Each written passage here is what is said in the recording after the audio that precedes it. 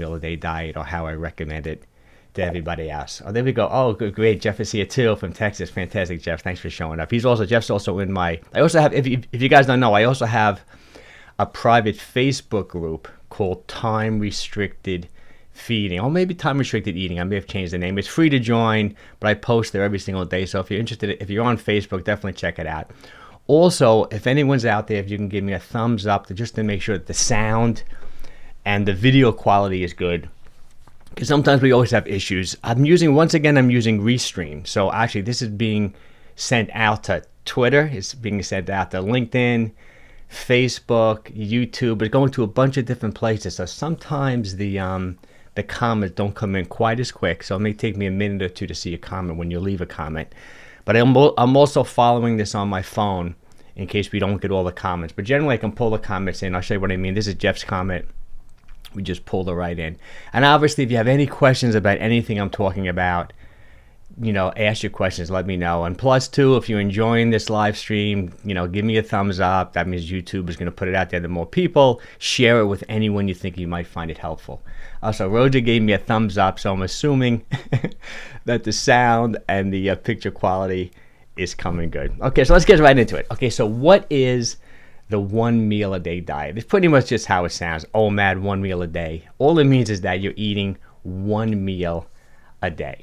And the most, the most strict or the most traditional way of doing it, because this stuff has been around for a while, is to fast for 23 hours and then take in all your calories, have one big meal within, say, a 1 hour eating window. And I actually have a funny story about this. I was training a guy, I don't know, this is about literally 25, maybe even close to 30 years ago. And he was going to like a weight loss psychiatrist. And this is before I was into intermittent fasting. This is when me personally, I was really into like bodybuilding. I was eating like 5-6 meals a day to make sure I kept my calories up.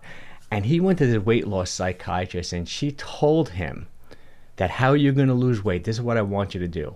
I want you to eat anything you want within a 1 hour eating window. They didn't even use the term a 1 hour eating window. They just said you have 1 hour to eat anything you want. And I used to train him and his wife. And at the time when he told me this, I thought it was insane. I thought it was crazy. What, are you kidding? They would tell me stories where they would go to a restaurant and he would order everything. He would tell the waiter or the waitress, give me my appetizer, give me my main dish, give me my dessert. I want it now. I only have an hour to eat. And the crazy thing is, like 25, 27 years ago, it actually worked. He lost like 25, 30 pounds. And I thought it was crazy. Now that I've been studying intermittent fasting and I know how well it works, there really was a lot of science behind it. So it's kind of interesting. Oh, good. Harry's here. She's giving me the thumbs up too for the sound. Let's see. Hey, Mike. Okay, we got a question. Hey, Mike, I weigh 112 kilograms at the start of January. And by following 2 meals a day, I reduced to 92 kilograms. Whoa, that's fantastic. By May 1st, breakfast at 9:30 a.m. and lunch at 3:30 p.m., followed by 5 liters of water. I love it. I love it. You're going to see when we go over this 1 meal a day diet, my favorite version of it is a modified version where you're eating maybe a half meal and then you're having your one big OMAD meal. I think it's a better way to make sure you're keeping your vitamins and minerals and nutrients up. Plus, it's a great way to make sure you're getting an adequate amount of protein. So I love the 2 meal a day diet, and I really love the schedule that you're doing, because we're going to talk about that in great detail today. I like the idea that you're also taking in your first meal at 9:30 a.m. and then done eating at 3:30, so you're fasting all through the evening, which I think is wonderful. The science is probably indicating that may be a better approach, but I have slides on that. We're going to talk about that in great detail in this presentation. So that's pretty much like what the 1 meal a day diet is. When you do it strictly, you fast for 23 hours. You can take in no-calorie liquids like, black coffee, green tea. There's only a couple of calories in black coffee, green tea. Drink a lot of mineral water. Anything that has no calories, then you're in a fasted state. And people ask me, get emailed every single day, Mike, will this break my fast? The general rule is, if it has calories, unfortunately, it is going to break your fast. But I'm a little more lenient when it comes to these fasting strategies. If you're taking 5-10 calories, you're not going to get too much of an insulin spike. I think you're going to be okay. But if you can just have like no calorie liquids, you're always better off. Now the interesting thing about the OMAD diet is how I think it became popular is that most people, when they do it, when they only eat one meal a day, they like to eat whatever they want. You know, I don't think that's the best approach, but I think that will work too, because you're going to be in a calorie deficit when you're only eating one meal a day. 90% of the people who only eat one meal a day, when you're used to eating 3, 4, 5 times a day, will automatically be in a calorie deficit. That's one of the main reasons why the OMAD diet works so well for losing weight. But there's also a great maintenance strategy, which we're going to talk about too. Okay, and I always like to make a note of this. You will always do better, like I'm talking about, with any of these intermittent fasting strategies. You know, whether it's 16-8, where you're fasting for 16 hours, taking in all your calories in an 8-hour eating window, 18-6, right, 18-hour fast, a 20-hour fast with a 4-hour eating window. All these intermittent fasting strategies, without a doubt, I think, work better when you're eating a whole natural food diet. I lean towards low carb with adequate amounts of protein. We're going to talk about that in great detail too. So let's go over some of the basic, let's see, followed by 1,000 jump ropes and chorus. That sounds great. I think you're killing it. I mean, you lost a ton of weight. You're doing fantastic. Stay with it. You know, I think you're doing wonderful. That's great. So let's go over the benefits. One glass of milk with breakfast with 20 milliliters of calcium. You're doing, you know, I can't even make any improvements to what you're doing. You're doing wonderful. Okay, let's go over the benefits of this 1 meal a day diet. Let's go over some of the pros. First of all, it's an incredible way to reduce calories without necessarily counting calories. Even though I do think counting calories is a good thing to do from time to time just to see where you're at. But most people love the 1 meal a day diet because you're automatically going to be in a calorie deficit. How many calories can you take in one meal? But that could also be a con. We're going to talk about that later on. So most people love the 1 meal a day diet because they're in a calorie deficit without having to look all the food up. Okay, and there's also like a whole bunch of hormonal benefits of being in a fasted state for say 23, 22 hours. One of the biggest ones, I know you hear about this all the time, but especially if you follow my channel, is insulin. See, insulin is a storage hormone. Whenever you eat food, the pancreas the pancreas releases insulin to lower blood sugar, right? Because the body doesn't like any more than maybe 5 grams of sugar in the blood at one time, which is like a teaspoon of sugar. So the pancreas produces insulin to store away these excess calories. Like carbohydrates go in the muscle and the liver, fat go in the fat cells. So insulin helps control blood sugar. Now there's also an inverse hormone called glucagon. And glucagon actually does the opposite of what insulin does. For example, if your blood sugar gets too low, the pancreas will release glucagon, right, to elevate blood sugar. So it takes stored energy. Some people even call glucagon the fat-burning hormone. So glucagon helps the body release energy, release fat to be burnt. So one of the big advantages of being in a fasted state is that you're getting the best of both worlds.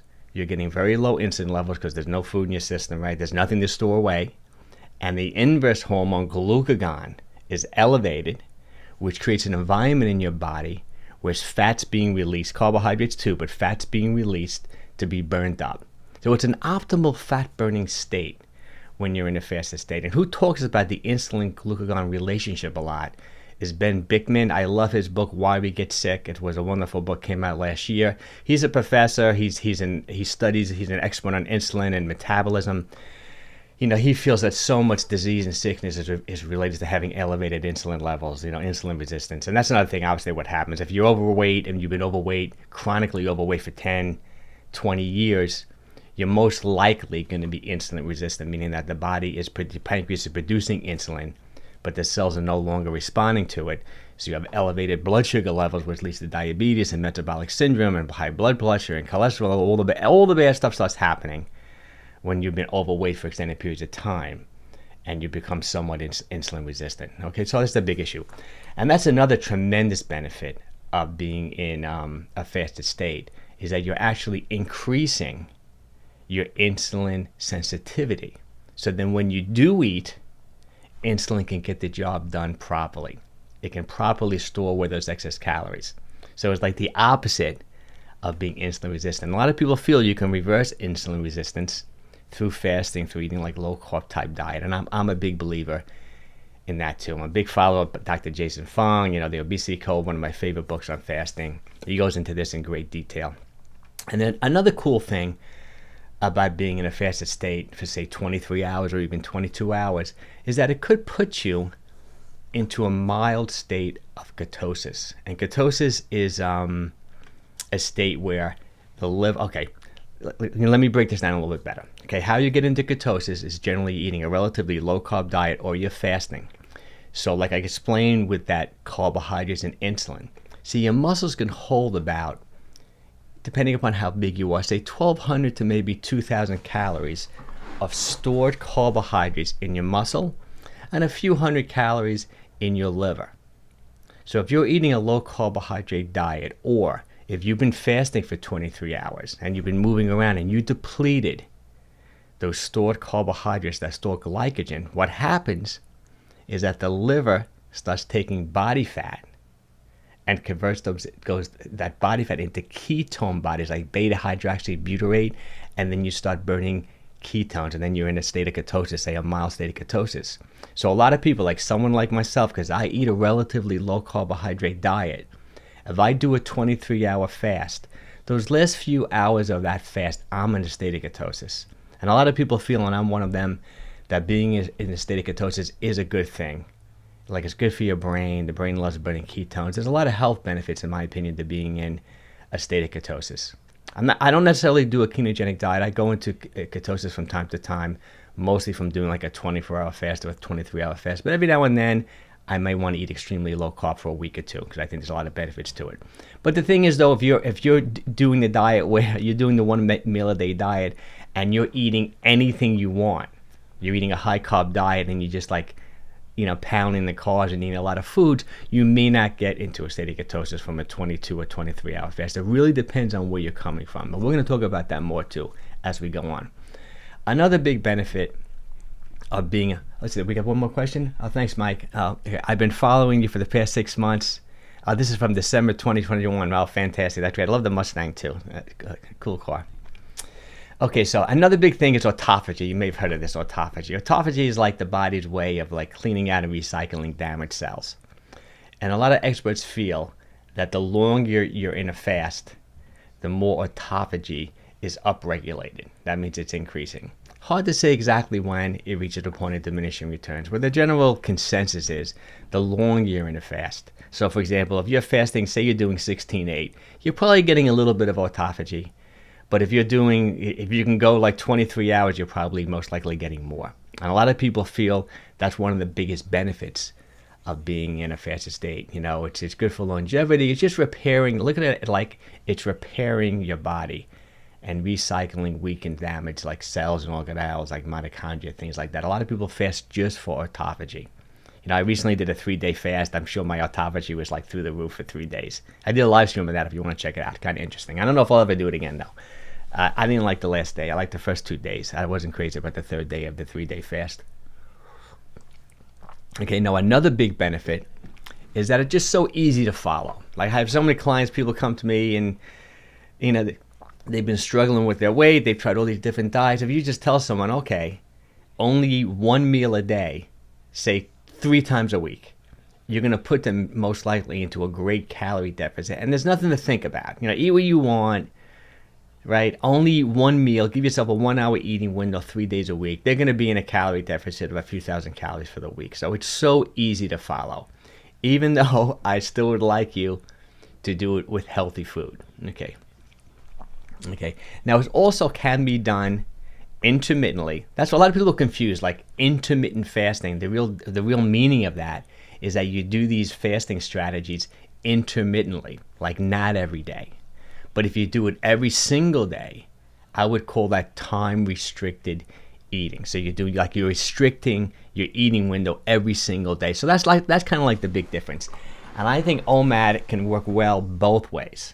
We'll go into it when we get to the next slide. You'll see like what I think is the best. But you can do it intermittently. It's almost like doing a 24-hour fast. You can do it once, twice, 3 times a week. Or if you do it every day, in my opinion, then you have to be a little bit more careful, because you want to make sure you're not, in any nutritional deficiencies and you're not eating enough protein, things like that. Okay, that's great. Any questions out there for anything, guys? Also, once again, if you like it, give me a thumbs up. I haven't been saying that during these live streams. I'm going to say it a lot today because everyone's telling me I should. That means the more thumbs up YouTube sees, the more they'll put it out there to more people. Okay, let's go over some of the cons. There are definitely some cons for sure. But Let's see we got another question here. Okay, but Mike, I noticed a surprisingly high blood sugar level for me in April on an empty stomach, 120. You know, that could happen to you. It's kind of interesting. Like the body does like burning glucose, you know, likes burning sugar. So sometimes the liver, it could almost be like I'm saying that glucagon. That's what glucagon does. It pretty much releases blood sugar, right? It releases glucose to raise your blood sugar. So you may have been in a situation where your blood sugar came down and glucagon kicked in and just increased your blood sugar. It can happen. Sometimes that happens to me when I'm working out. If I do a fasted workout, my muscles want that glucose, wants the sugar. So the liver will start releasing sugar. You can get elevated. I wouldn't worry about one reading. If it's consistently, chronically, all the time high with 120, you know, I would talk to your doctor or something about it. But like one reading of 120, and to me 120 is, you don't want 120, but it's not crazy high 120 anyway, right? You know, nice if it's below 100, but 120 is not crazy high. So Gene's here. Oh, Gene, hey, thanks, Gene. Thanks for the super chat, Gene. He gives me a super chat every time I go live. I really appreciate it. Whoa, 248. So I think you're 10 pounds lighter from 2 weeks ago. Gene's doing really well. I'm so excited for you. This morning, but I think I'm gonna have to take another month as I'm quite burned out. I know I'm not happy you're burned out, but I think you should do that. I really like what Gene's been doing, because Gene has been taking consistent diet breaks. Like he does incredibly well. Like he loses 20 pounds. And to keep his long-term weight loss going, we're going to talk about this in some slides too, he'll take a diet break. And why I think that's so good, this is what happened. It's called metabolic adaptation. Whenever you start losing weight and you become smaller, your metabolism automatically slows down, because just think about it. It's a good thing, right? You're a smaller person. You don't need as many calories.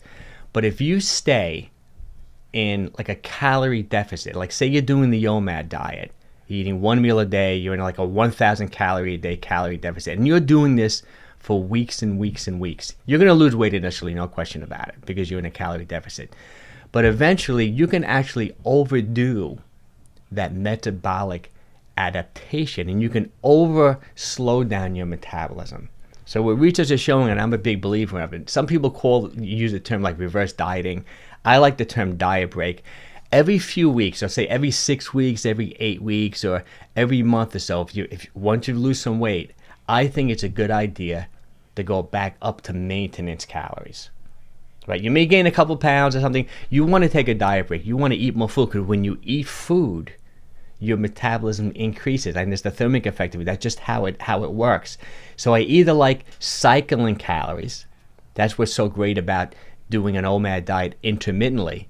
Like say you did the OMAD diet Monday, Wednesday, Friday, so you're in a calorie deficit 3 days a week, but then Tuesday, Thursday, Sunday, you're eating more, keeping your metabolism up.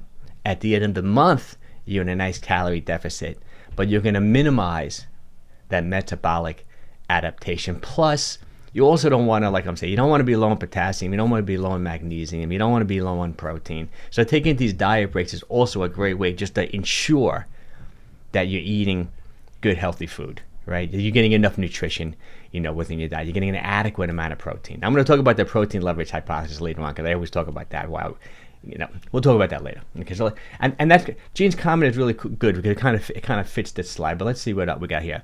But when I was obese during December 2021, my levels were always under 60. Well, I want to be too. I mean, first of all, I'm not sure how you took it. Did you just do it with like use the blood meter and you got a reading of 120? 60 is really low. I mean, 60 is low. You know, who knows? If it's just one reading, don't freak yourself out on it. But if you have the blood meter, keep taking it, see what happens. You know, a lot of people now you see it's really popular. They're wearing those 24 hours glucose monitor, you know, meters that they put on their arm. They have a little needle goes in your arm. It gives you reading through your phone like continuously. That can give you so many clues. It's so crazy sometimes with how everyone's body responds differently to what they're doing. Like, for example, you know who talked about this? Ron Wolf talked about it. That's in his book, Why, I think it was called Wired to Eat. You know, Rob Wolf, he's the guy who's interested in, he was made the paleo diet very popular. He was doing this type of stuff, like taking his blood sugar constantly, him and his wife. And for example, like he would eat a bagel, his wife would eat a bagel. He would get like a blood glucose level of like super high. His wife was like 90, was normal, or 80. It's so hard to figure out the acute responses. But the key is is long term you want to keep your blood sugar under control. And there's a whole like belief now and trend in the research saying that controlling blood sugar may be one of the most important, if not the most important indicators of longevity, how long you're going to live. So it's so important to keep your blood sugar under control. But one reading of 120, I'm not a doctor, check with your doctor, but I wouldn't be too concerned about one reading of 120 like that. I do 2MAD for 6 days and regularly 3 times. That sounds good. So you pretty much, maybe you're in a calorie deficit, say during the week, maybe some days more than others, right? And then Sunday you're at maintenance, or maybe even higher. I still like the term cheat days. I know some people don't. Bodybuilders have always used the term cheat days. You're having like a little bit of a cheat day on Sunday where you're upping your calories, hopefully to maintenance. Okay, so let's go over this. Okay, so we covered the metabolic adaptation. Okay, let me start from the beginning. Okay, so who is the OMAD diet like not good for? Obviously, if you're kids, if you're under 18, don't eat. You're still growing. You need to eat multiple times. Eat your 2-3 meals a day, right? If you're a pregnant woman, I wouldn't do the OMAD diet either. You don't want to restrict calories or get into any nutritional deficiencies. And if you have eating disorders, right? If you've been bulimic, anorexic, obviously this intermittent fasting stuff is not for you. But I would also say the same thing of this just when it comes to restricting calories. I wouldn't aggressively restrict calories if you're a kid. If you're pregnant, maybe around your menstrual cycle, I wouldn't do it. If you have eating disorders, you just want to cut back a little bit, right? So that's the same thing as almost calorie restriction, okay? This is the big thing. If you do this every day, obviously I would call that time-restricted eating, okay? You have to be careful you are taking in enough calories. That's the big negative. And we were talking about that with Gene. That's what I meant by metabolic adaptation. If you do this 1 meal a day diet every single day for weeks on end, I don't think you're gonna take in enough protein for sure. I don't think you're gonna get enough potassium, magnesium. I don't think you're gonna get enough vitamins and minerals and nutrients unless you're really meticulous about it, meaning that you're looking up, you're counting your calories, and you're looking up your foods and your macros. Like my rule for protein is you want 0.9 grams of protein per pound of lean body weight. In my opinion, that's the adequate amount of protein for most people. And I give this example all the time because it's in my head. Let's say you're 150 pounds and you're 20% body fat, so you're 120 pounds of lean mass, times that by 0.9, that's about 108 grams of protein. So 110, 105 grams of protein a day if you're a 150-pound person, 20% body fat. It's hard to eat 110, 115 grams of protein in one meal. Every 4 ounces of chicken, fish, or meat is about 25 grams of protein. So just think you have to eat like a pound of steak or a pound of fish in one meal. So, it's hard to do that consistently every single day. Plus, like I talked about earlier, I do believe in the protein leverage hypothesis. Some researchers came up with this, saying that you will keep eating until you reach your protein requirement for the day. Meaning that if you're eating foods that are low in protein and you're just not eating enough, you're always going to be hungry. You're always going to be low in vitamins, minerals, nutrients. I also, Sean Stevenson, his newest book too, he talks about that a lot too. That when you're deficient in certain vitamins and minerals and nutrients, you're always going to be hungry, right? So, if you're going to do this OMAD diet every single day, I would either do it for shorter periods of time. You can do it for a few weeks for sure. You may be a little low in protein. You may be a little low on potassium, magnesium, certain vitamins, minerals, and nutrients, but then you want to take a diet break. I think a better way to do it is to do it intermittently, though. To do it once, twice, 2-3 times per week. Go in a calorie deficit, then go to maintenance calories. Or you can use like MyFitnessPal, a chronometer, and look things up and just make sure you're getting in enough nutrition if you're going to do it every day. But keep that in mind. I do think that's a big negative of the diet if you do it every single day. But I have a hack for that. We're going to talk about it in the next slide when it comes to best practices. I like a modified OMAD diet where you're eating 1.5 meals a day, where you're having a second half meal high in protein, high in fiber, high in vitamins, minerals, and nutrients. We're going to talk about it more. Like I talked about it earlier, the metabolic adaptation, same thing. If you stay in an OMAD diet and you're in an aggressive calorie deficit for weeks on end, I think your metabolism is going to over-adjust and slow down too much. Like I said too, if you're not eating enough protein, you got to be careful on the OMAD diet. Other people have an issue with the OMAD diet that they just get bloated, right? They just, it's hard. First of all, your stomach kind of shrinks a little bit when you're fasting every single day for 23 hours, right? So, and it's just hard to take in enough calories when you're only eating one meal a day. So a big takeaway from this is going to be how I like to do the OMAD diet is it's better as an intermittent strategy, just a few times a week. You can do it as a short-term strategy if you want to do it every single day, maybe just for a few weeks, right? Or you can be like neurotic like I am and look up all your food, all your macros, all your calories, all your vitamins and minerals and nutrients, and just make sure you're getting in enough good nutrition if you want to do it long-term, right? And also, it's also a good thing as a maintenance strategy too. Let's say Gene reaches his goal weight, right? And he just wants to maintain that weight. He may want to do the OMAD diet once or twice a week just to make sure he maintains his weight, similar to doing a 24-hour fast once or twice a week.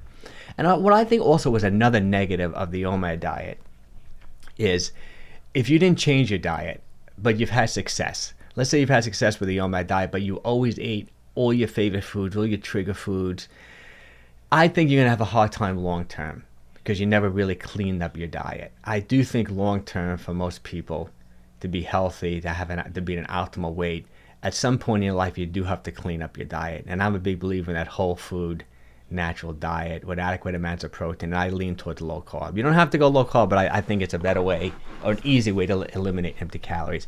So if you're doing the OMAD diet, but you're still eating like junk food, a lot of processed food, but you're still in a calorie deficit, you'll probably do okay for a while. But long term, I don't think it's a healthy way of doing it. Okay, let's see what we got. Got another question. Okay, as you said in one of your videos, to keep the metabolism, its memory, and not to mess up the metabolic process of one's body. I do this in a way for the past 5 months. Oh, that sounds great. No, I totally agree. It's interesting. There's, like we say, I'm a big believer in like all calories are not equal. I mean, calories are definitely a major factor in losing weight and keeping low body fat low. But like protein is the most satisfying of all the macros, proteins, fats, and carbs, right? You eat protein, you're not hungry for a long time. Plus, protein has the highest thermic effect.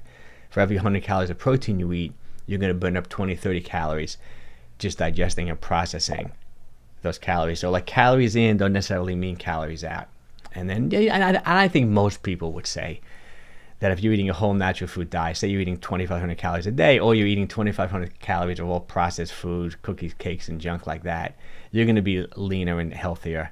Definitely healthier, no question about it, eating a whole natural food diet than eating all junk food. Plus, you won't have those hormonal issues. You won't have those constant spikes in insulin. Hopefully, you won't be insulin resistant. You won't have high blood sugar. All the things happen when you're eating all that junky food and you're eating too many times during the day. Like I always say, there's 3 ways in which you control your weight. One way definitely is calories. Have to keep an eye on calories.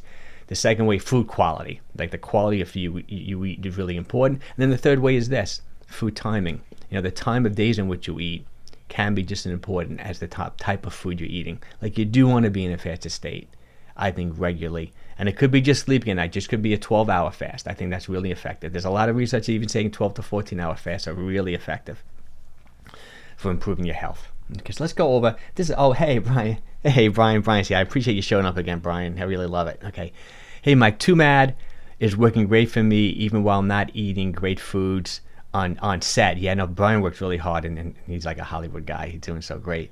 I think it can work for you, especially on set. I'm sure they just put out like a whole tray, a whole table of like incredible food for you guys to eat and gals to eat. Is keeping you in a calorie deficit. I think OMAD, out of all these fasting strategies, is the best long-term strategy by far, because I like the idea of eating 2 meals a day. It's an easy way to get an adequate amount of protein, easier way to get enough vitamins, minerals, and nutrients. Most people will be in a calorie deficit with OMAD.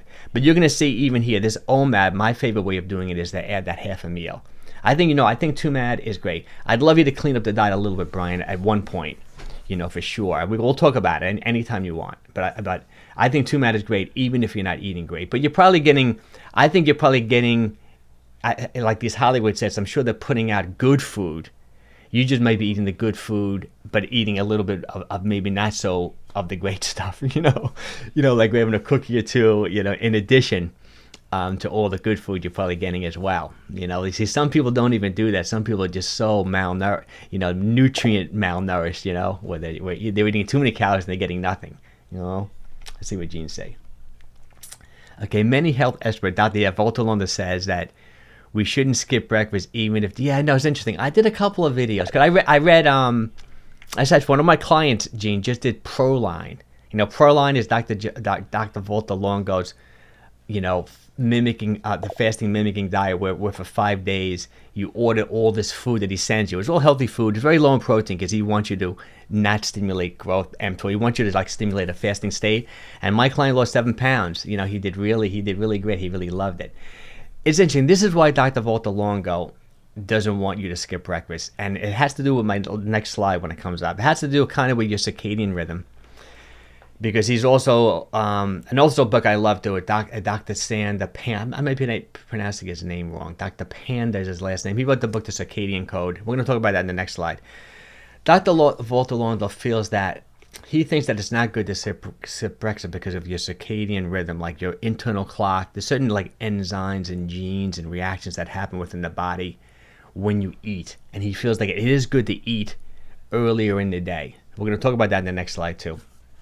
And he also feels that he thinks there could be an issue with people's gallbladder, with getting like gallstones. See, when you eat, that kind of like starts the gallbladder moving and pumping. And he feels that if you're consistently, say you're doing time restricted eating and you never eat breakfast and you're just having water during the day and then you're eating like your first meal is like 2, 3 o'clock in the afternoon, and you're doing this for like extended periods of time, he feels like the gallbladder gets sludge builds up, and you can possibly get gallstones, things like that. I did a couple of videos on it.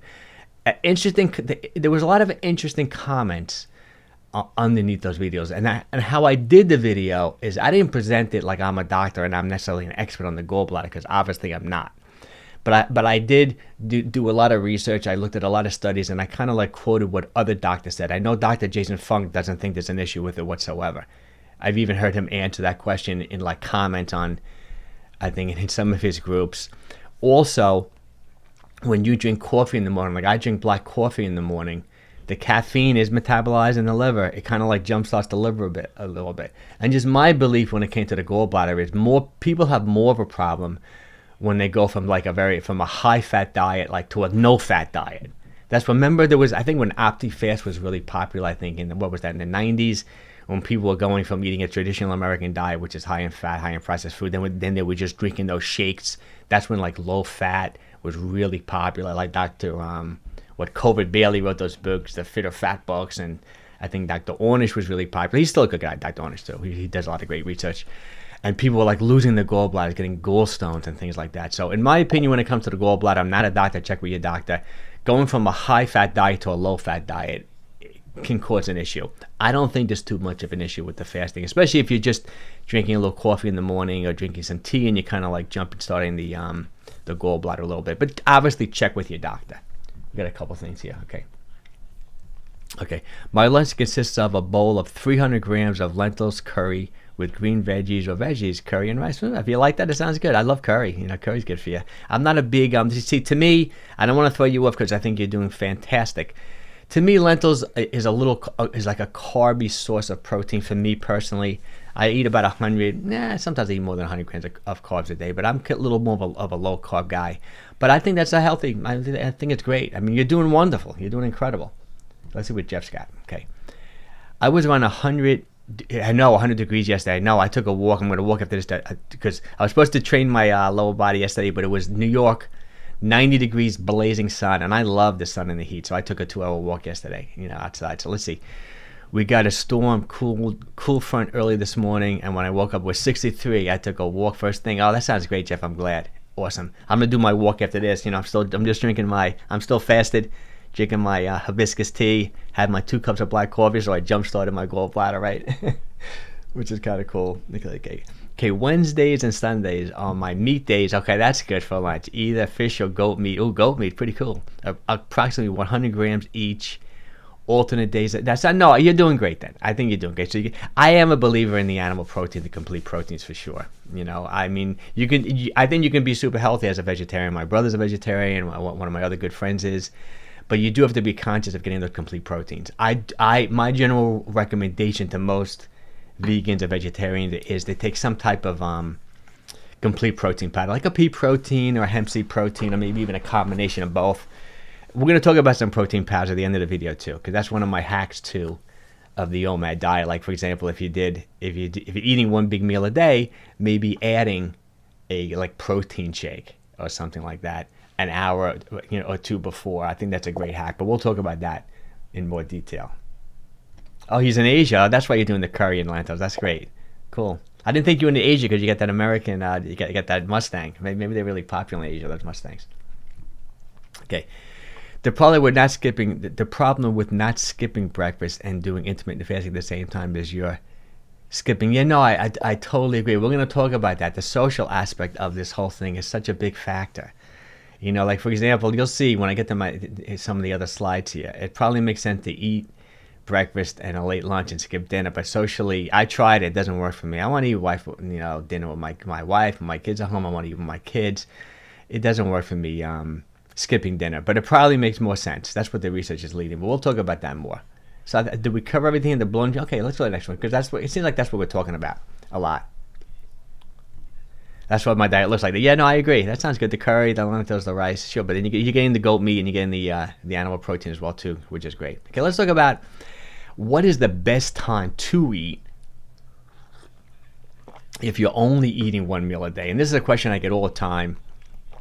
And actually, I was asking some questions on Reddit too this week in an intermittent fasting group. We talk about this a little bit. Okay, let's talk about, like I said, this is the circadian rhythm. This is Dr. Panda's his wheelhouse, and that was a great book, The Circadian Code. If you want to learn more about this, plus I just re-listened to I think maybe the best podcast I've ever heard when it comes to intermittent fasting, time restricted eating. And I mention this guy all the time, Dr. Andrew Huberman. It's called Huberman Labs Podcast. He's a professor at Stanford. I mean, every podcast he does is incredible. And it's all, he talks about fasting, talks about exercise, talks about diet, talks about pretty much anything to make your brain work better, to make your body feel better. I think he has the best guests. And he personally knows Dr. Panda, and he was just talking about the circadian rhythm. And like I said, it's a circadian rhythm is your body's internal 24-hour clock. But it also regulates so many different genes and processes and enzymes and hormones within the body. And the major way your circadian rhythm is regulated is through sunlight. Like when you wake up in the morning and light hits your eyes, hits your body, that's turns on certain things. Like the more sunlight you get during the day, the better you're going to sleep at night. It's so true. So that's why it's so important to get outside earlier in the day without sunglasses on. I think to absorb vitamin D, you have to get some sun exposure. It's really good. And it kind of sets your circadian clock and also the times you eat. Those are probably the two biggest factors that control your internal clock, your circadian rhythm. So that's why a lot of people feel that it is better off to eat breakfast and lunch, or if you're doing OMAD, just to do one meal earlier in the day as opposed to later in the day, mostly because of your circadian rhythm. And there's a number of studies, there's a few newer studies talking about how taking in protein earlier in the day is much better for muscle hypertrophy and much better for maintaining muscle mass. So if you could do the OMAD diet and have it as, say, a late breakfast, that's probably the best way to do it. Even those 2 meal a day diets, even 2MAD, if you're better off having a late breakfast and a late lunch and skipping dinner, that's probably the best way to do it, especially if your main objective is maintaining muscle mass and hypertrophy. And that is one of my big main objectives. But it doesn't work for me. I've tried it so many times. I get hungry at night. I like to eat dinner with my wife. My kids are around. I like to eat dinner with my kids. It doesn't work for me. And I personally still think you get a ton of benefit, even if you don't eat breakfast, you just eat lunch and dinner, or if you do the OMAD just in the evening. But there's a couple of things I don't ever would want you to do, even if you're doing the OMAD. One thing is, don't eat as soon as you wake up in the morning. And Dr. Panda talked about this. I even read this on his website. And this is how he explained it. He said, first of all, you don't want to eat right as soon as you wake up in the morning, because he feels your body, like your systems, are kind of still at sleep. Like your pancreas is still sleeping. Melatonin is still a little bit elevated. Even though cortisol, which is a stress hormone, is elevated too when you wake up, because it helps you wake up. It releases energy, releases carbohydrates to wake you up, like the flight-to-flight response. He feels melatonin is still high. He feels that your pancreas is still kind of sleepy. So if you just pound a big meal, a big breakfast, as soon as you wake up in the morning, you're almost in like an insulin resistant type state. Like the body's not going to process that meal properly. So he likes to say, and Dr. Huberman was saying this too, no matter what, wait at least 1 hour before you wake up in the morning. Even if you can wait on your coffee, would be a good idea too, before you start eating. And then the other rule is you want at least 2, even 3 hours if possible before you go to sleep, before you have your last meal. So that would be my general recommendation if you're doing the 1 meal a day diet, or even if you're doing OMAD, is that don't eat anything as soon as you wake up, and then you want to have a meal no later than 2-3 hours before you go to sleep at night. Just so keep that in mind. That would be my big rule.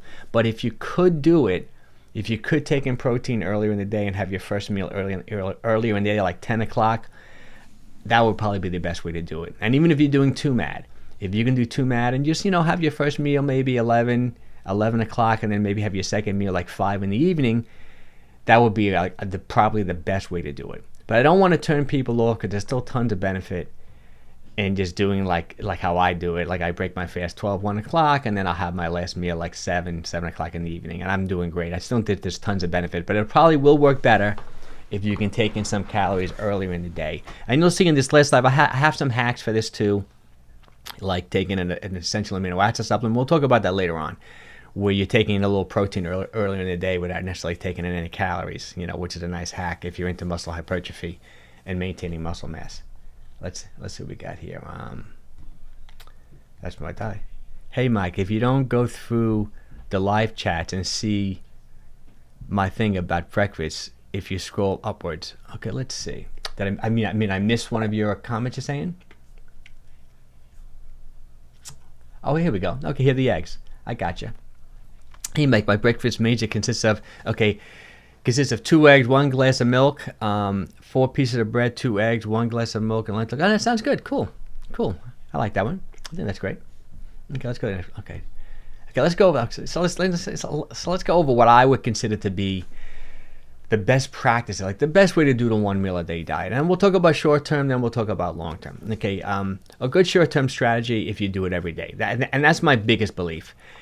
If you're gonna do this 1 meal a day diet every single day, I don't think you should do it more than a few weeks, because I think you're gonna be in a calorie deficit too aggressively. That metabolic adaptation, your metabolism can potentially slow down too much. Plus, you're probably not gonna be getting in enough protein. You definitely, I think, gonna be low in potassium. The adequate intake of potassium is 4,700 milligrams a day. That's a lot of potassium. Most people eating 3, 4, 5 times a day don't even come close.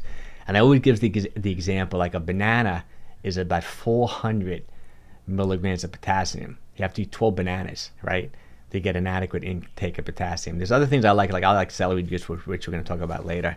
So it's really hard, I think, to only 1 meal a day for more than a few weeks. You're going to run into trouble. You're going to be low in magnesium. You're going to be in some type of deficiencies for sure. So I definitely think it's a much better short-term strategy. Do it for a month, lose 10, 15 pounds, maybe even more, then go up to maintenance calories for a couple of weeks, right? Eat more, get your protein up, get your vitamins, minerals, nutrients up, then you can even do it again. So that would be like a good longer term strategy. Or what I think is even better is to do it intermittently, just to do it a few days a week, right? Or like I said earlier, you can be neurotic and you can well, I'm a little neurotic, so don't say that. I don't mean to be negative by saying that. I've done this. I use MyFitnessPal. There are times when I look up every single thing I eat. I want to see exactly how many calories I'm eating, how much protein, how much fats, how much carbs, how much vitamins and minerals. Am I low? Am I high? What. If you want to do that, you can probably get away with the 1 meal a day diet. But then you're also going to have to deal with taking in enough calories in just 1 meal, which can be difficult. And I know there's also a lot of debate about how much protein people use absorb. I don't think absorb is the right word, because it's not like you're not absorbing the protein. Like, how much protein can you utilize within one meal? And for many years, there's been some studies saying, oh, you know, anything more than like 25, 30 grams, you're not going to really utilize for muscle hypertrophy. I think that's been somewhat disproven. Maybe now, I just read like a meta-analysis recently where it said, no, there's so many different factors. First of all, how big you are. So just think, if you're a 250-pound guy and you're working out, you're a power lifter, and you're a 120-pound gal, come on, that 250-pound guy is going to utilize a lot more protein than a petite woman is going to, obviously, right? Also, how active you are is a big factor. Also, the older you are, the more protein you need. And this study that I looked at said, no, you can take in 60 grams or maybe even more in one meal. And then I've even looked at some intermittent fasting studies where they looked at people who would eat like 80, 100 grams of protein, if not more, in just one meal. And they seem to do just as well as people who are doing the same amount of protein in 2 or 3 meals. So I would say when it comes to protein, it's more important just to take in enough protein within the whole day. And if you're doing the OMAD diet every single day, it's kind of hard. It really is hard if you're only eating 1 meal a day just to get an adequate amount of protein. Okay, so it works better if you, and I also think obviously it's going to work better if you improve your food quality. So when it comes to best practices, like all these intermittent fasting, practices, you got to improve your diet at one point. And I'm more of that low carb, whole natural food diet. Eliminate the processed foods. Eat a nutritious diet for sure. And I'm going to give you examples at the end of this presentation. I got a whole bunch from today on some different meals that I've been eating, how I think if you're going to do 1 meal a day, exactly the foods I think you should be eating and how to do it. It's also a good, like I said, it's also a great maintenance strategy, to do it. If you reached your goal weight, say you've been in calorie deficit, you can just stay in the deficit or stay in maintenance calories just by doing an OMAD diet, say once a week. Like I do the OMAD diet on Sundays. Today's my day today's my OMAD day. I'm going to do my fasted walk after this, and I'm going to do an OMAD diet later today, but I'm going to do my 1.5, which I'll want to talk about. Meaning that I'm going to eat a nice big meal, but then I'm also going to have a little half meal or maybe a protein shake with it. And I just made a note here. You can get away with doing this more long-term 1 meal a day if you do track your protein calories and just make sure you're on top of it. Okay, so let's talk about my favorite thing. Oh, did I miss any comments? Okay. Oh, cool. Hey, great. Thanks for showing up. I appreciate it. Let's see. OMAD. OMAD was my approach till I selected 2 MAD since my BMI was close to red line. Yeah, okay. No, I do. I prefer the 2 MAD over the OMAD, but we're going to talk about this right now because this is my favorite way of doing the OMAD, which is really like a 2 MAD. So let's see. Okay, this is the modified version. Instead of doing a 23-hour fast and giving yourself a 1-hour eating window, I think most people will do a lot better doing like a 22-hour fast or maybe a 21-hour fast and giving yourself a 2 or 3 hour eating window. I think it's a much better long-term strategy. That's why I put in IF, meaning intermittent fasting. You can do it intermittently or even time-restricted eating if you do it every single day. You can get away with this doing it somewhat indefinitely if you can take in 1.5 meals, I think, even 2 smaller meals. Okay, so a 22-hour fast with a 2-hour eating window, 1 small meal and 1 big meal, and the small meal should consist of a protein type meal. So for example, you can have your nice big meal, but then you have a protein shake an hour or 2 before, or even an hour right afterwards. You can do something like that. It's a much better long-term strategy, taking in enough nutrition, maintaining a calorie deficit if desired. Right? So you can do it as a maintenance, you can do it as a calorie deficit, you can do it just to eat in a healthy way. And this is what I mean by the hacks.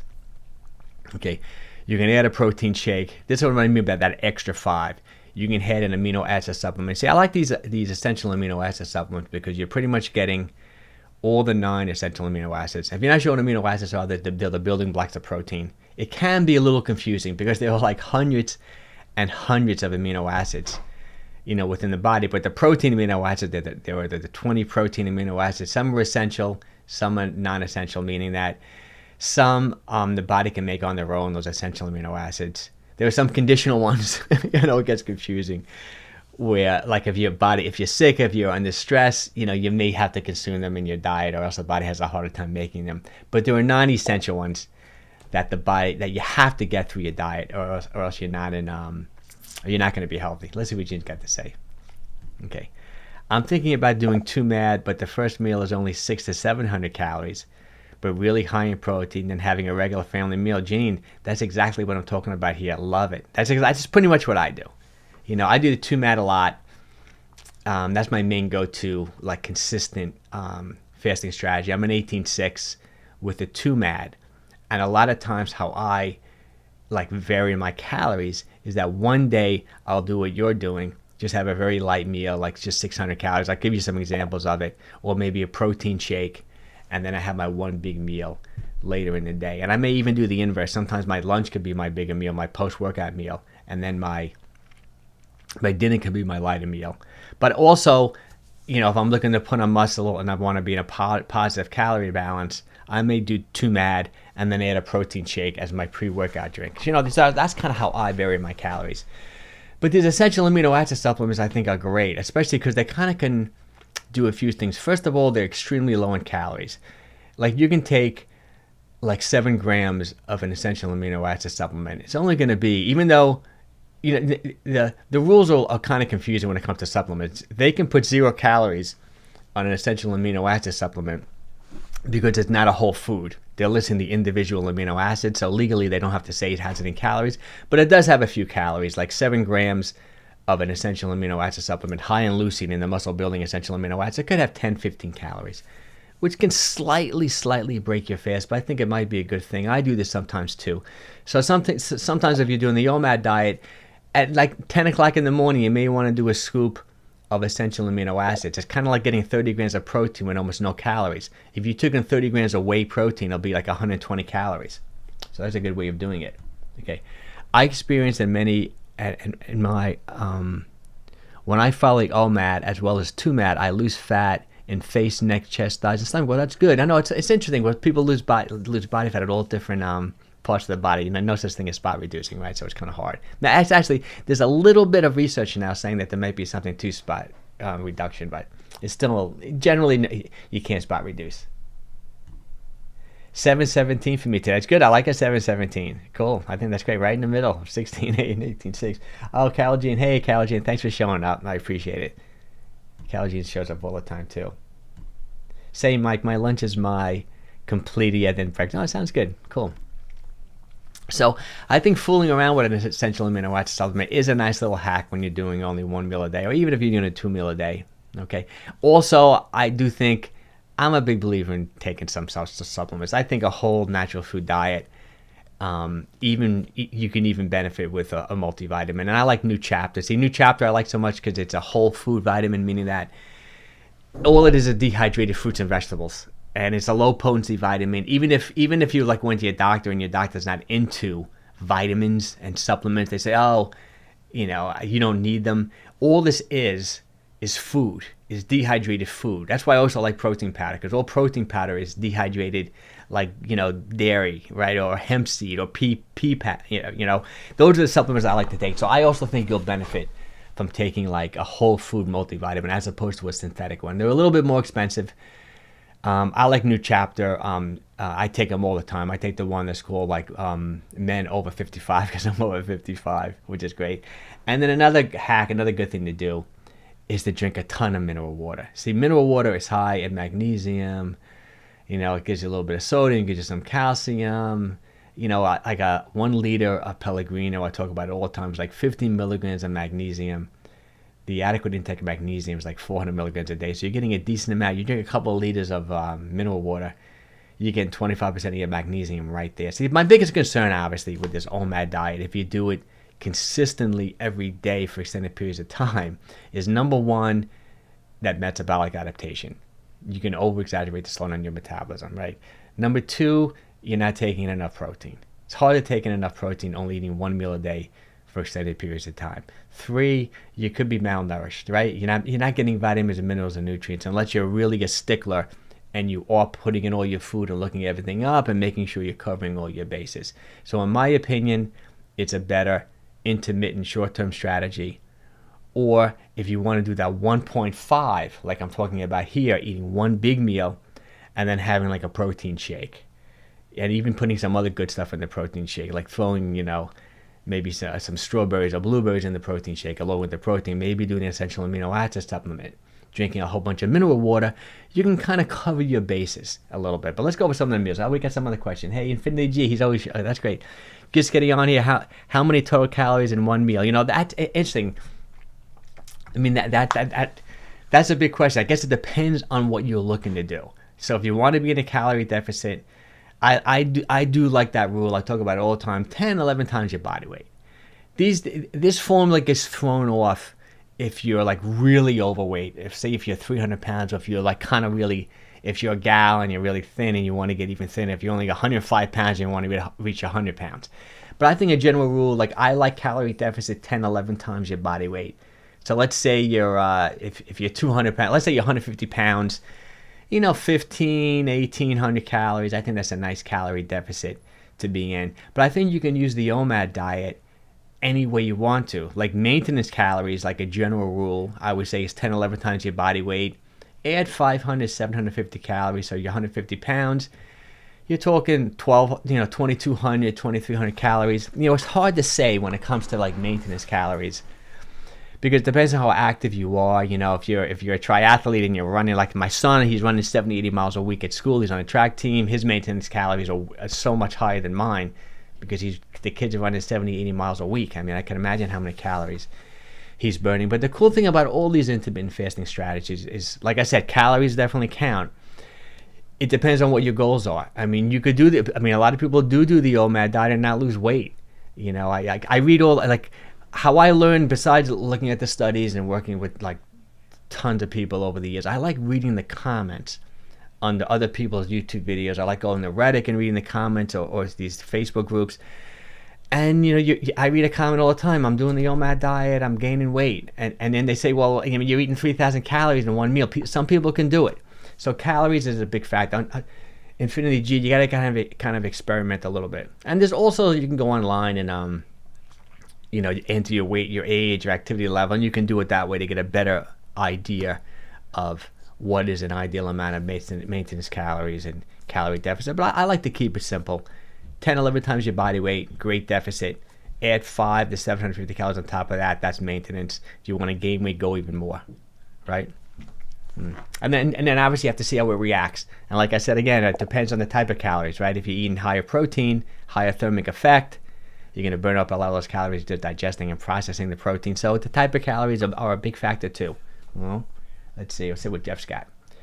Drinking my Pellegrino water and lime. Oh, that's great. Yeah, I love putting the lime juice in it too, which is good. And that's not, it's funny because I don't think a little lime juice is going to break your fast either. You know, I think you can, like the things that you can add, some people would call it maybe dirty fasting. I don't know even know if I would call it that.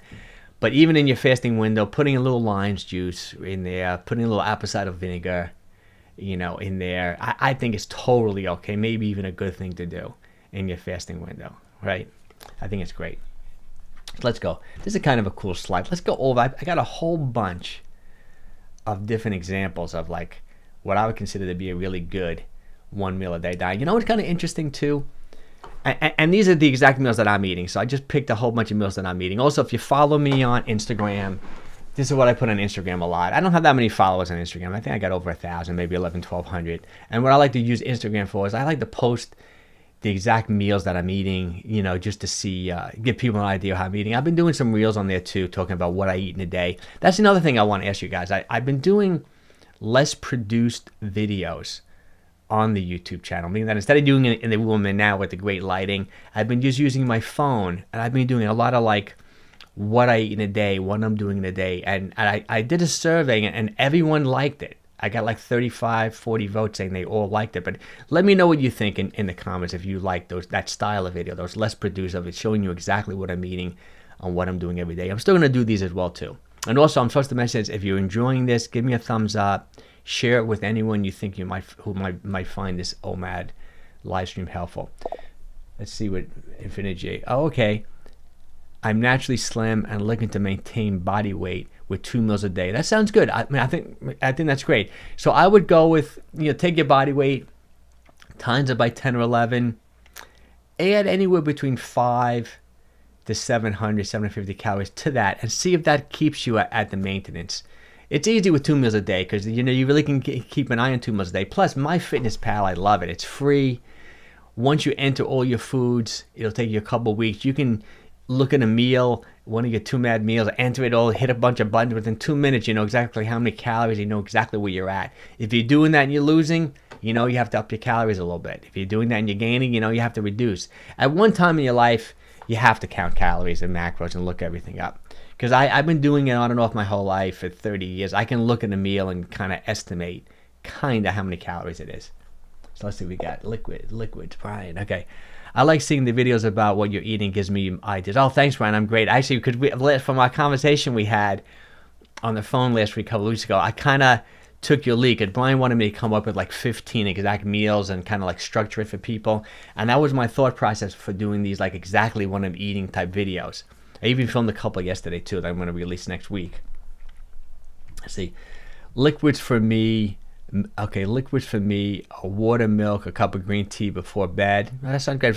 I'm surprised the green tea doesn't, a little caffeine doesn't keep you up. Some people got, one of my buddies, Steve, he can drink a big cup of coffee right before he goes to sleep, and that he can sleep. I can't have caffeine. Like, this is even late for me now. I'm drinking hibiscus tea. I have my 2 cups of coffee at like 6 in the morning this morning. I don't sleep well if I have caffeine later in the day. Oh, hey, James. Thanks for showing up. James is here, too. This is cool. Super late, but made it. Woke up late and had my 1 hour. Oh, that's not great, James. I know James walks. Jeff walks every Sunday. This is great. I didn't do my walk yet, James. You know I'm going to do it right after this. See what Jeff said. Jeff, yes, I love what I eat in a day videos. Oh, good. I'm glad you guys like them. Truthfully, they're a lot easier for me to make those videos because I'm just using my phone. For me to set up down here, it's a lot more work. Showing the workouts. Oh, you like the video with the workouts? Oh, good. I'm glad. That was a hard video to film because that was like the day in my life where I walked in the morning, then I went to the gym, and I filmed myself training my upper body. That was a little more difficult to film. It did so. I guess that's good for my existing audience. I guess new people may not like it as much, but I was a fun video to make. You know. Okay, so this is an example of what I consider like, this is just like a perfect meal. Okay, let's see what Gene's got. Okay, what about this for my breakfast? Could I only take a protein shake with some fiber supplement in it and a few omega-3 gel capsules? This would only amount to about 200 calories. I think you could do that, Gene. After you take this diet break, if you want that to be like your small meal, but just think a tablespoon. Let's say you did a tablespoon of a fish oil. I like Carlson's or Nordic Naturals. I like a lot, but a tablespoon of fish oil is going to be about 135, 140 calories, right? Then you go with a protein shake. Let's say you do 1 scoop of like a good quality whey protein, which is like a complete protein. It'll taste great. That'll be like 120 calories. It'll give you 25 grams of protein. So now you're at what? You're at about 250 or so. I mean, that's good. You can do that. I mean, you can even vary it. Like one day do that, right? And then the other time when you do it, you can go up to that 600-700 calories. That's the only thing with you that concerns me a little bit, is that I don't want you to go too low on the calories, because I know you were going really low for a while. But I think that's a good. I think you can definitely try that. And then you throw that inulin in, you throw a little fiber in there too. You know, there's really no calories there because you're not really going to digest it, but it'll be good for your digestive tract. Let's see what Jeff's got. It was good through because you. Okay, just talking about my workout. Showed the dumbbell bench press, and I saw the form. It's really similar to mine, so I was glad to see I'm doing it since that I don't have a trainer. Yeah, no, it's good. I think it was helpful. I also they didn't do well, but I put about 50 videos that are only 15 seconds long, shorts, going through a whole bunch of different exercises. Like my whole thing with the resistance training, if you notice, what I wanted to point out there, especially on the bench press, is that my rep cadence is relatively slow. See, the older you get, I find, first of all, a couple of things. First of all, my joints are all banged up. I know I talk about it from time to time. Most people get hurt, I think, in the gym, especially on their joints, at the point of transformation, meaning that when you're bench pressing, right, and you're lowering the weight, when you have to stop and then change direction, that's where people get hurt. So if you're going really fast and you're letting those dumbbells like fall, and then you have to like catch them with your shoulders, like with the shearing force in your shoulder, and then change direction, that puts a lot of strain on the joints. Just like an athlete who changes directions, like a basketball player or a football player, when they're running one way and they pivot and then cut, at that point of transformation, when they're eccentrically decelerating and changing direction, that's where injury happens. So when you're lifting weights, obviously you never want to get hurt. So I like a relatively slow rep cadence because it keeps continuous tension on the muscle. I like to decelerate and really slow down whenever I'm changing direction. I think it's a great way to train. And that's what I was kind of trying to point out in those videos, because they were kind of just short clips. But if you notice the rep cadence of all, my speed is relatively slow. I'm keeping continuous tension. I'm not locking out. I'm doing more metabolic stress type training where I'm pumping the muscle up. Metabolites are building up. And I'm going to do it just like what I talked about a couple weeks ago with the blood flow restriction training. I'm glad you liked it, Jeff. That was great. Okay, so this is what I consider to be a perfect meal. Sometimes it's hard to tell how big it is, you know, but this is like a pretty big plate. So first of all, I have my at least 100 grams, maybe even more, of arugula salad. And like I talked about before, I love arugula salad. I think it's the healthiest microgreen. Like I said, loaded with nitrates. Arugula salad has natural nitrates, organic nitrates, which convert into nitric oxide within the body, which is great for blood flow, great for vasodilation. It's just such a healthy green to eat. I eat arugula just about every single day. I also, you may not be able to see it completely, but I also have a whole avocado. An avocado, about 800-900 milligrams of potassium, tons of fiber, maybe 15-16 grams of fiber. I also have one orange cut up. You know, it tastes so good. I guess I don't know if you can see it there, but there's a blueberry in there. I got maybe just a handful of blueberries. You know, different vitamins, different minerals, different nutrients, different fiber. I like to vary the colors. Like I always say, you want to eat a rainbow color. So we got the orange is the orange, the blueberries is the blue, right? The greens are the arugula and the avocado. And then I got two big pieces. These pieces of this is filet mignon. I actually love it. It's expensive, so I don't get it all the time. But I think this is probably, I don't know, 8 ounces or so. No, 8 ounces each, maybe a little bit less. It's hard to tell, but these are two big pieces because they're really thick. So I'm literally getting probably close to 100 grams of protein, you know, right here on this one meal. So I think this is a great OMAD meal. And I'll also have, to keep the calories up, and I want the goals anyway, I also have extra virgin olive oil. And you can see the darkness. I also have balsamic vinegar. I think extra virgin olive oil is the best oil to eat, high in polyphenols. Incredibly good for you. If you read any of Dr. Gundry's books, he thinks you should almost be drinking extra virgin olive oil. He thinks it's so incredibly healthy for you. Plus, the balsamic vinegar, I've talked about this before, it's kind of like taking apple cider vinegar. See, when you have vinegar, balsamic vinegar or apple cider vinegar is high in acetic acid. And acetic acid helps control blood sugar post-meal. It can actually lower blood sugar, kind of a glucose cleaner. It's almost like taking metformin to some degree. Other things that work like that are like berberine. Berberine works almost as good as metformin.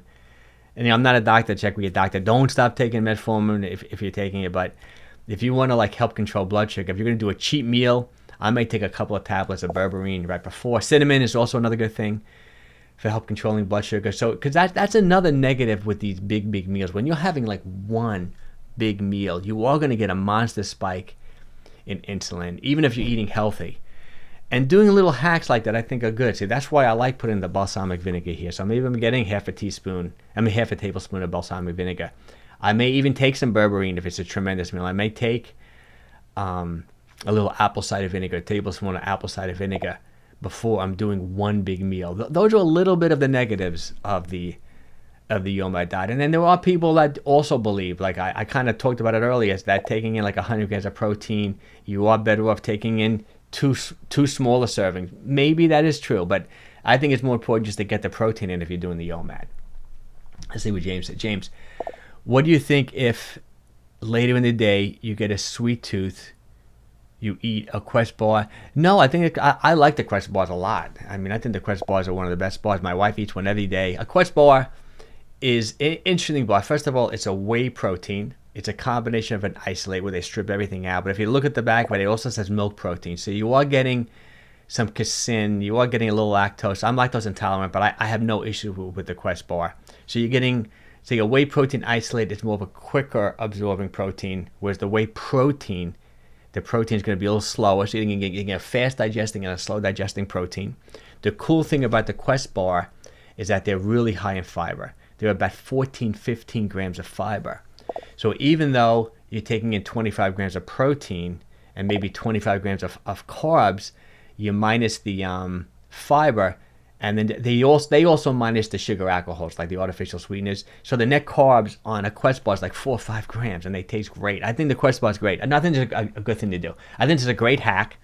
instead of doing a protein shake or something, just to make sure you're getting an adequate amount of protein when you're doing the 1 meal a day diet. So I like that a lot. I think that's great. Okay, what brand of olive oil do you use? I have a comment about it. Yeah, you know what my favorite one is, and I'm not talking like everyday olive oil, and I buy it it generally sells for $19, $20 for a big liter size, but it's on sale in my supermarket. I go to the supermarket called the Chico's, this Italian grocery. I love it. They're so nice in there. It's on sale all the time for like $16 for a liter, and it's Bragg's. That's my favorite every day. It's organic Bragg's. I love it. And it does, the key to the olive oil, I did a video on this, about 2 years ago, and I actually got a whole bunch of views. Some people liked it, some people made some negative comments about it, because I was talking about how it's so hard to trust. I read a whole article about how, like, even in Italy, like, even though it says extra virgin olive oil, it really isn't. They're putting canola oil in it. I mean, some of the Italian oils are incredible, some just aren't, And you have to be careful. And one of the key indicators to tell whether an extra virgin olive oil really is extra virgin olive oil is you have to get that burn and that kind of like bite to it. And out of the price point of, say, $20 or less for a liter, like organic liter, I think Bragg's has that bite, has that green, has this color to it. I know it says certified. I know it's organic, certified extra virgin olive oil. Just taste it. The other one I like is that one from California. I don't know if you've seen it. What's the name of it? The green bottle. But when you start reading the back of it now, they say that they source from different parts. It's so confusing, the olive oil, because it gets so expensive. But I think Bragg's is my favorite by far. And whatever it's on sale, I buy a whole bunch of them. I got like 2 unopened ones upstairs because it was just on sale. So I like Bragg's. That would be my number one choice. Let's see, Mike. What time do you go to bed? In India, it's about 9:45. Oh, you're late. Hey, sorry. I appreciate you staying up so late. Learned and clarified a lot of my doubts from you. To be honest, today is only one day I can interact. You're live in the, and I appreciate it. I know it's late. Yeah, I go to sleep. I'm up early training people. Some days I have a 6 o'clock client, so I try to get to sleep at least by like 10. Other days, if I don't have someone till 8 o'clock, I may stay up to 11. That's a whole other thing with your circadian rhythm. It is better, they say, if you can go to sleep the same time every night, if you can wake up the same time every day. But it's real life. It's kind of hard. It's kind of hard for me. I'm a little bit all over the place. Hey, this is great. Hey, Kate, thanks for showing up. Great info. What can you do so that our body doesn't start storing fat? Some people say due to starvation, your body starts storing food as fat. You know what it is? Just think, whenever you're eating too much, it could be that simple. The excess calories are going to be stored as fat. And we're going to see, so you pretty much want to do those. You want to do the 3 things, right? Like I always talk about, to reduce body fat. You want to keep an eye on calories. You do have to be in a calorie deficit. You really do. I think to burn body fat, you also want to work on your food quality, right? All calories are not equal, so maybe you can get away with eating the same amount of calories, but picking better foods, like eating more protein, which have a higher thermic effect, so the net calories will be less, right? Plus, you're not going to be void of any vitamins, minerals, or nutrients when you're eating a good whole food diet. And then the third way is, I think, through these intermittent fasting strategies, the time of day in which you eat has a big factor on whether you're going to burn body fat or not. For example, if you're constantly spiking insulin and you're eating like 6 or 7 small meals during the day, it's not that you can't do it. If you're in a calorie deficit, you're still probably going to lose weight, but I think you'll do better if you go through periods of the day or within a 24-hour circadian cycle where you're not eating for at least 12 hours a day, if not longer.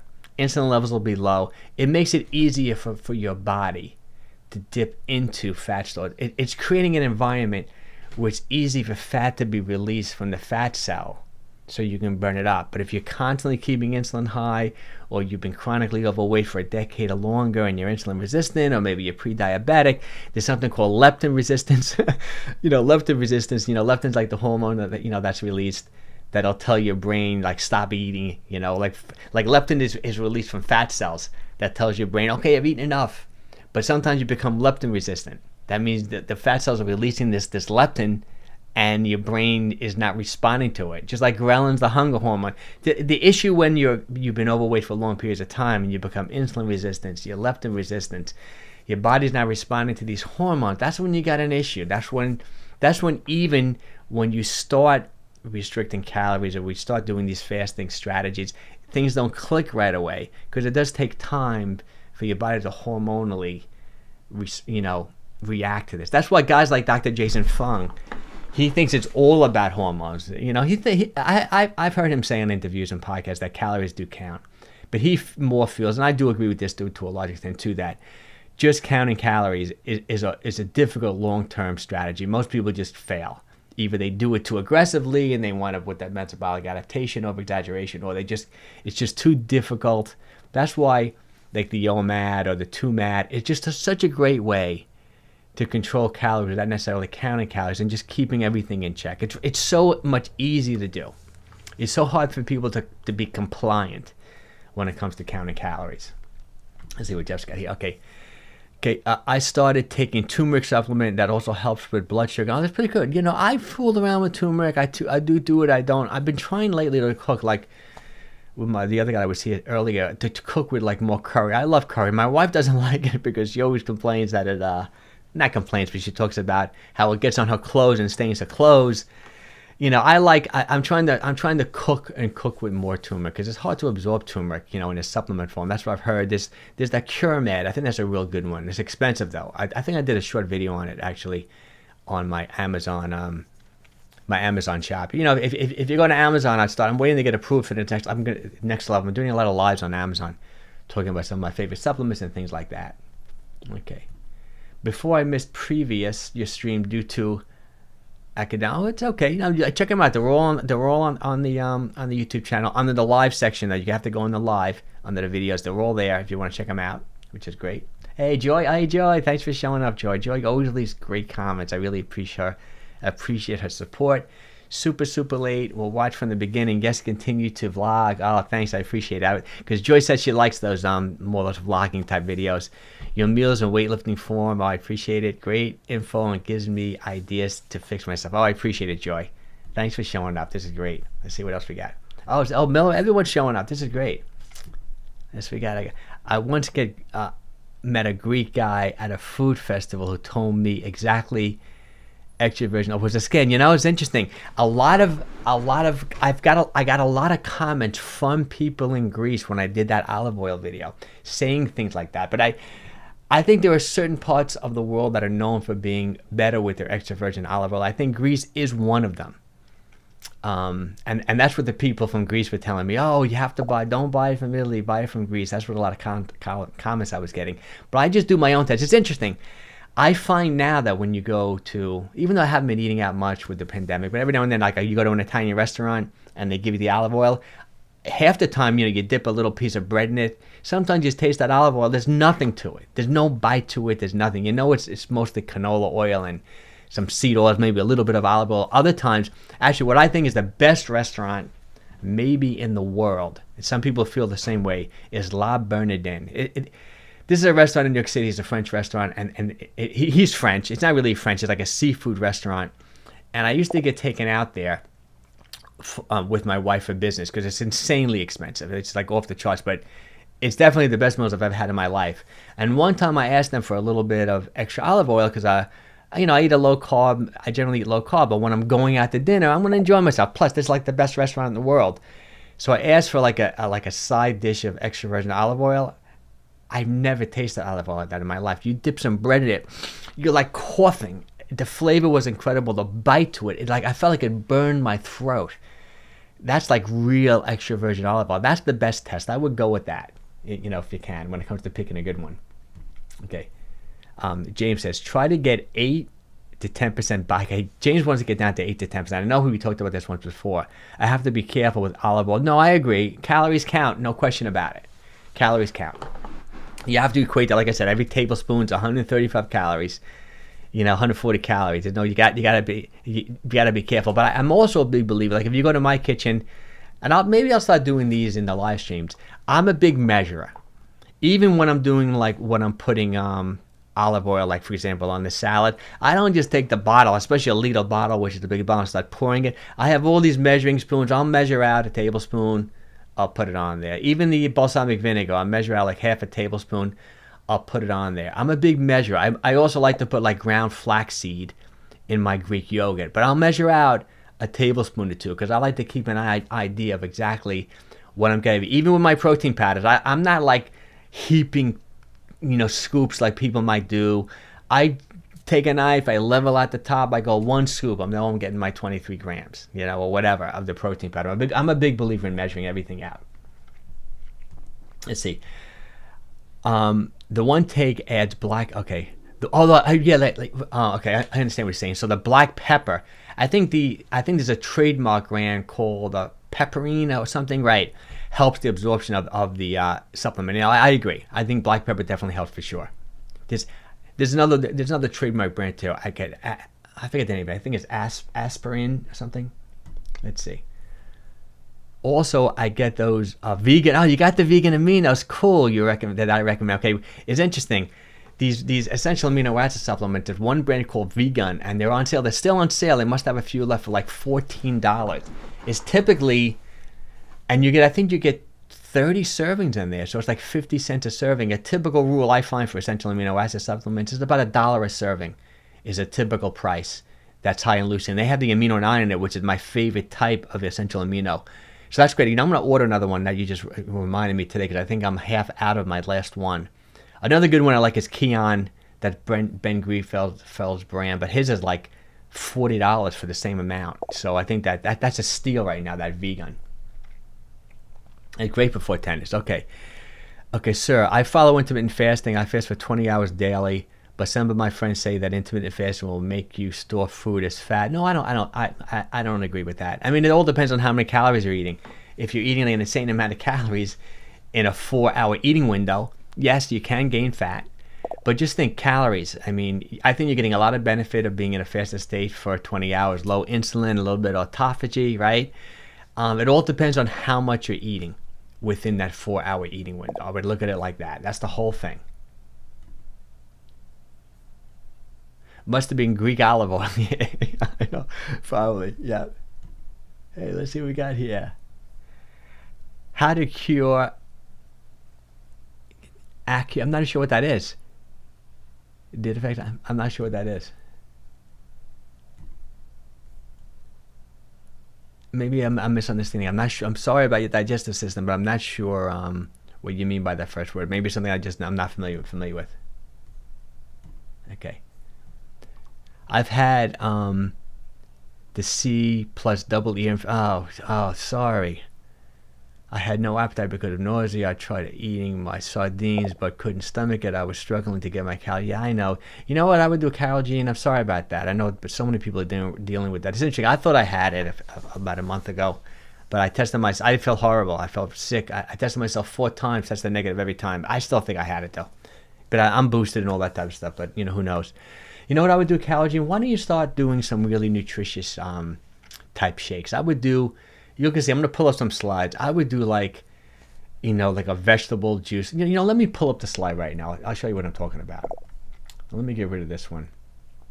I'm going to pull up this. And I was going to relate this to this is what I think is a great hack to do if you're doing the OMAD, the 1 meal a day diet. If you're doing the OMAD diet, the 1 meal a day diet, but you want to increase your protein, increase your nutrition with a nice half meal, why don't you do something like this, Cal-Gene? You see these 2 green drinks? This is a celery drink, and this is it's called I think it's called Green Devotion. And these drinks, and this is like spinach and celery. These drinks are so nutritious. This celery drink gives you 1,100 milligrams of potassium, only 35 calories. The Green Devotion gives you 50 calories, a little bit more, about 900 milligrams of potassium. But just think about the vitamins, minerals, and nutrients. All it is vegetables. You couldn't eat this much celery. It'd be 2-3 pounds of celery. It'd be insane. I would start doing some of these green drinks, and then I would definitely these are some of my favorite protein powders. This is an egg white protein, complete protein. This is a whey protein isolate. I like this brand a lot. This is what's that called? Garden of Life. This is a collagen protein. This is a pea protein. All of these are complete proteins except for the collagen. The collagen, like I talked about before, is missing one of the essential amino acids, missing tryptophan. But I still think it's good. So generally when I do a protein shake and I'm putting collagen in, I'll also add a complete protein. I just did a video yesterday that I'm going to release probably tomorrow. I'll put a whey protein with the collagen, or I'll mix an egg protein with the collagen, or I'll mix a pea protein with the collagen. If you did maybe a drink like this with a good scoop or two, like 25 grams of protein. And I also would throw some berries in there, throw a banana in there, I would do that. And I also would do like a tablespoon too of like an omega-3, like a fish oil. You'll get a decent amount of calories. You'll be like 400 calories, be super nutritious. Even if your taste buds haven't really got going yet, you're going to get incredible nutrition with this. I would do something like that until you're feeling better. I know it's those sardines too, a lot of people don't like them. I love them, but especially if you're not tasting something, it's difficult, but do something like that. I mean, I would do definitely at least one protein shake like this, and I wouldn't even call this a protein shake. If you're going to add like a banana, or you're going to add the fish oil, if you're going to add whatever, like Gene, you can take something away from this too. Don't make it, maybe you want to do a little low calorie. Do something like this. Don't just do the collagen, do the complete protein. And it also tastes great. You can do 2 a day, 2 small ones. You can mix it up, do half and half, and then do 1 meal. But make sure you keep your calories up or your nutrition up until you're feeling better for sure. Now, I'm going to keep this slide up because I like this slide so much. I want to talk about it a little bit more later. Let's see what Gene's got. What fiber supplement would you recommend? Inulin? I like inulin, and I like the husk. I like them both. I mean, whatever you process better, I like them both. I used to do them. I feel like I'm getting so much fiber because I'm eating that avocado every day, which is 15 grams of fiber. I've been eating that big arugula salad pretty much every day. Then I eat tons of vegetables like every night. You're going to see from some of the other slides. I do at least 2 vegetables in the evening. But I think I like them both. Whatever your body processes, as long as it has soluble and insoluble both, the types that your body digests and doesn't, it keeps you regular. I think both are great, Gene. Let me see. Oh, you mean an acne medicine? Mess up the gut? Oh, sorry about that. I guess I'm not familiar with that. I don't want to give you any wrong advice. Like you took an acne medicine that affect your digestive system. Sorry about that. I wouldn't know, but I would just think eating healthy, good pre-probiotics, getting good fiber, I think is a good thing. But I can't give you advice on that. Sorry about that. Okay. Yeah, acne medicine. Yeah, I didn't realize that. I'm not sure. If you want next time, if you want, I'll look it up, and next time on the live stream in a couple weeks, I'll tell you what I think. But check with your doctor on that. Okay. I weigh and measure everything, especially when cutting. I agree. I think weighing and measuring stuff is definitely the way to go. No question about it. I mean, you can't go wrong. I just want to, let's see what James. Okay, Mike. I have been drinking a protein shake every day for 5 months. Is it safe to drink for long? Oh, I think so. I don't think there's an issue with it whatsoever. Obviously, it depends on the type. Because I think the supplements, like I said, that I like are supplements like this. All protein shake is dehydrated. Like if you're doing a whey, it would be dairy. But you have to look at what other ingredients are in these whey proteins. Like this is why when it comes to the whey protein, let me get rid of this. I'll come back to it. Like when it comes to the whey protein, let's break them all down. What are egg whites? You're just getting egg whites, right? So I think whole eggs are really healthy for you because you're getting the yolk, a lot of B vitamins in the yolk, a lot of good stuff in the yolk. But the protein, you're getting just egg whites.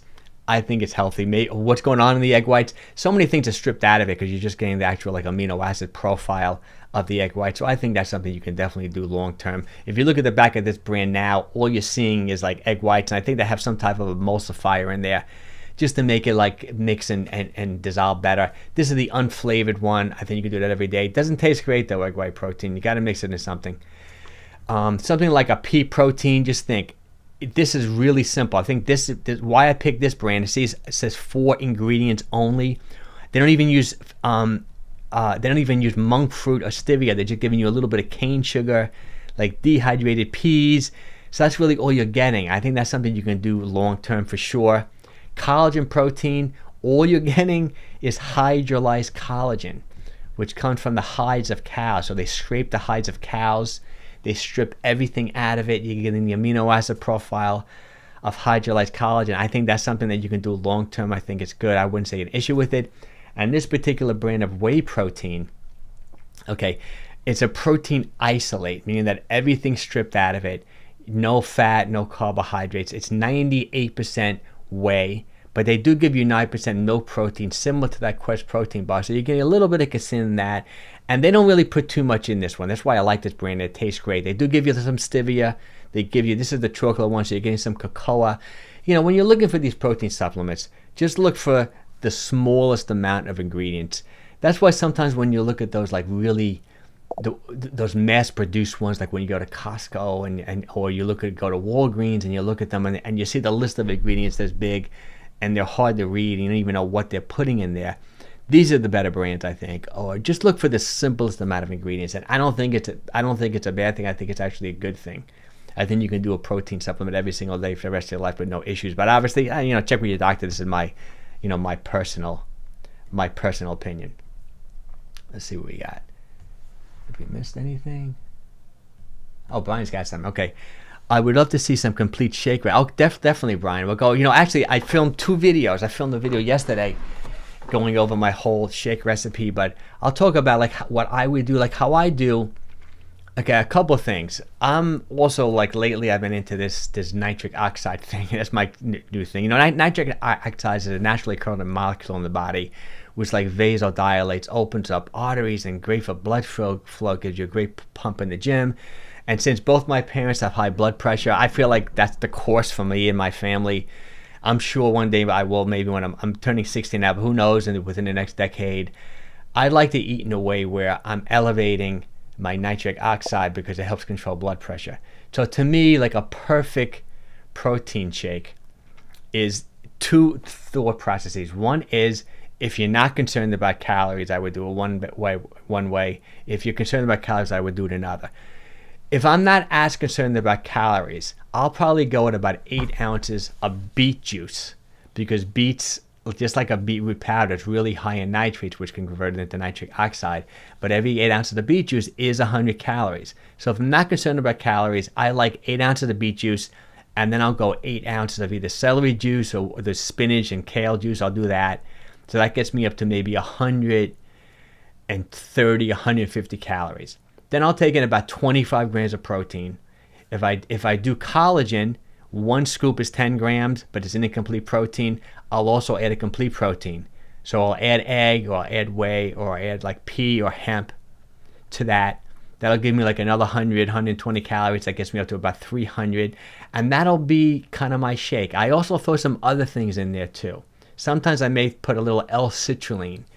I like L-citrulline because it's a non-essential amino acid, also great for blood flow. It's in a lot of pre-workout drinks. I like that supplement. No calories.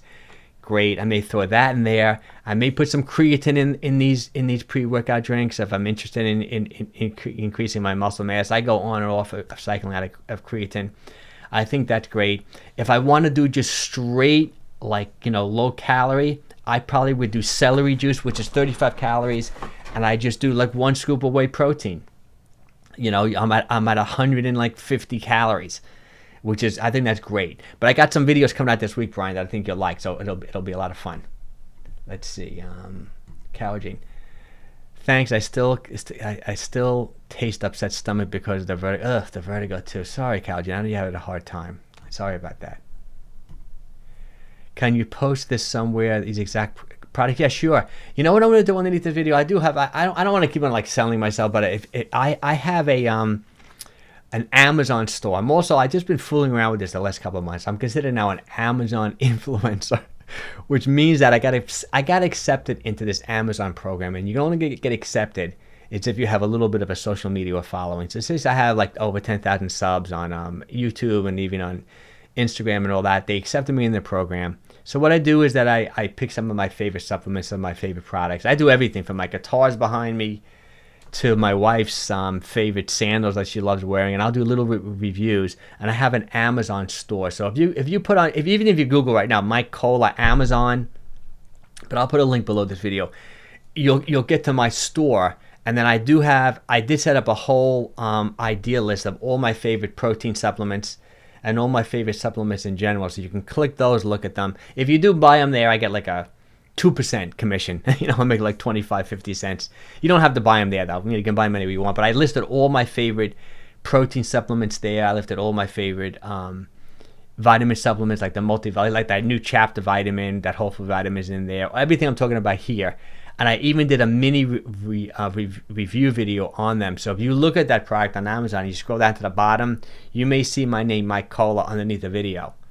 And actually, I'm doing pretty good with that. I'm also starting to do live streams on Amazon. I'm going to try to do like one a week, similar to this. One a week, talking about, like, I'll have a list of like 40 supplements. I hold them up and I explain to people. It's actually doing pretty good. I'm surprised how well it's doing. I'd like to start doing that once a week. You know, my ultimate goal career-wise is I wouldn't mind getting out of the gym business. You know, it's been so challenging with COVID and all that. Plus, I've been doing it for 35 years. And I'd like to just be able to make a whole living online doing this, doing content creation, and maybe through Amazon, and maybe selling my, you know, I have that intermittent fasting course I sell for like $97. Actually, I just sold a couple yesterday, which was kind of fun. People buy it. I don't talk about that much, but I may start, like, actually really, I never really tried to market my course, but it's a really cool course. It's everything I'm talking about here. I go through like meal plans. It's about 40 short videos, 2 to 3 minute videos, explaining like if you're new to intermittent fasting, how to get started. And I talk about low carb eating. A lot of stuff I do in these live streams, kind of. Like you're almost getting the same thing in the live stream. Okay, let's see, Joy.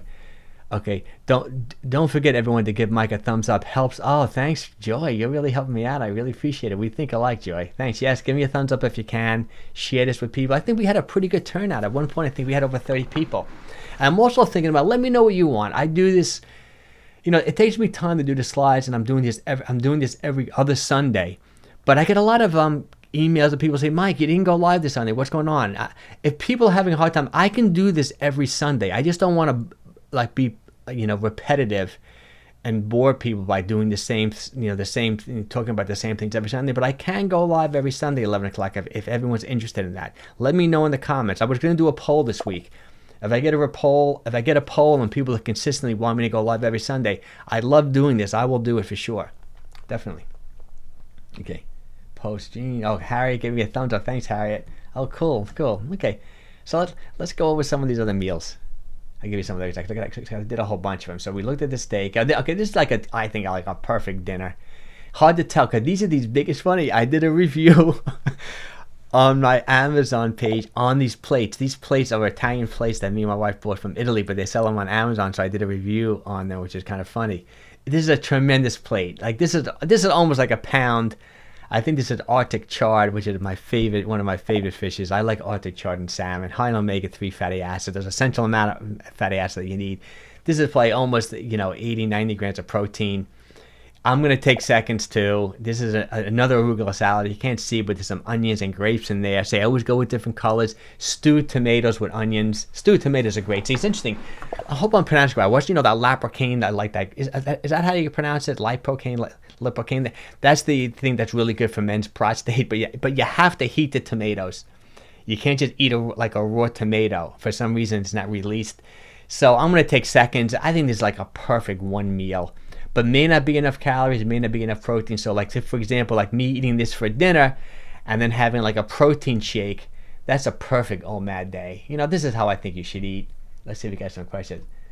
Love the 11. Oh, Debbie, hey, thanks for showing up, Debbie. Love the 11 o'clock Sundays. Yeah, let me know. I'll do it every Sunday if everyone wants. No problem.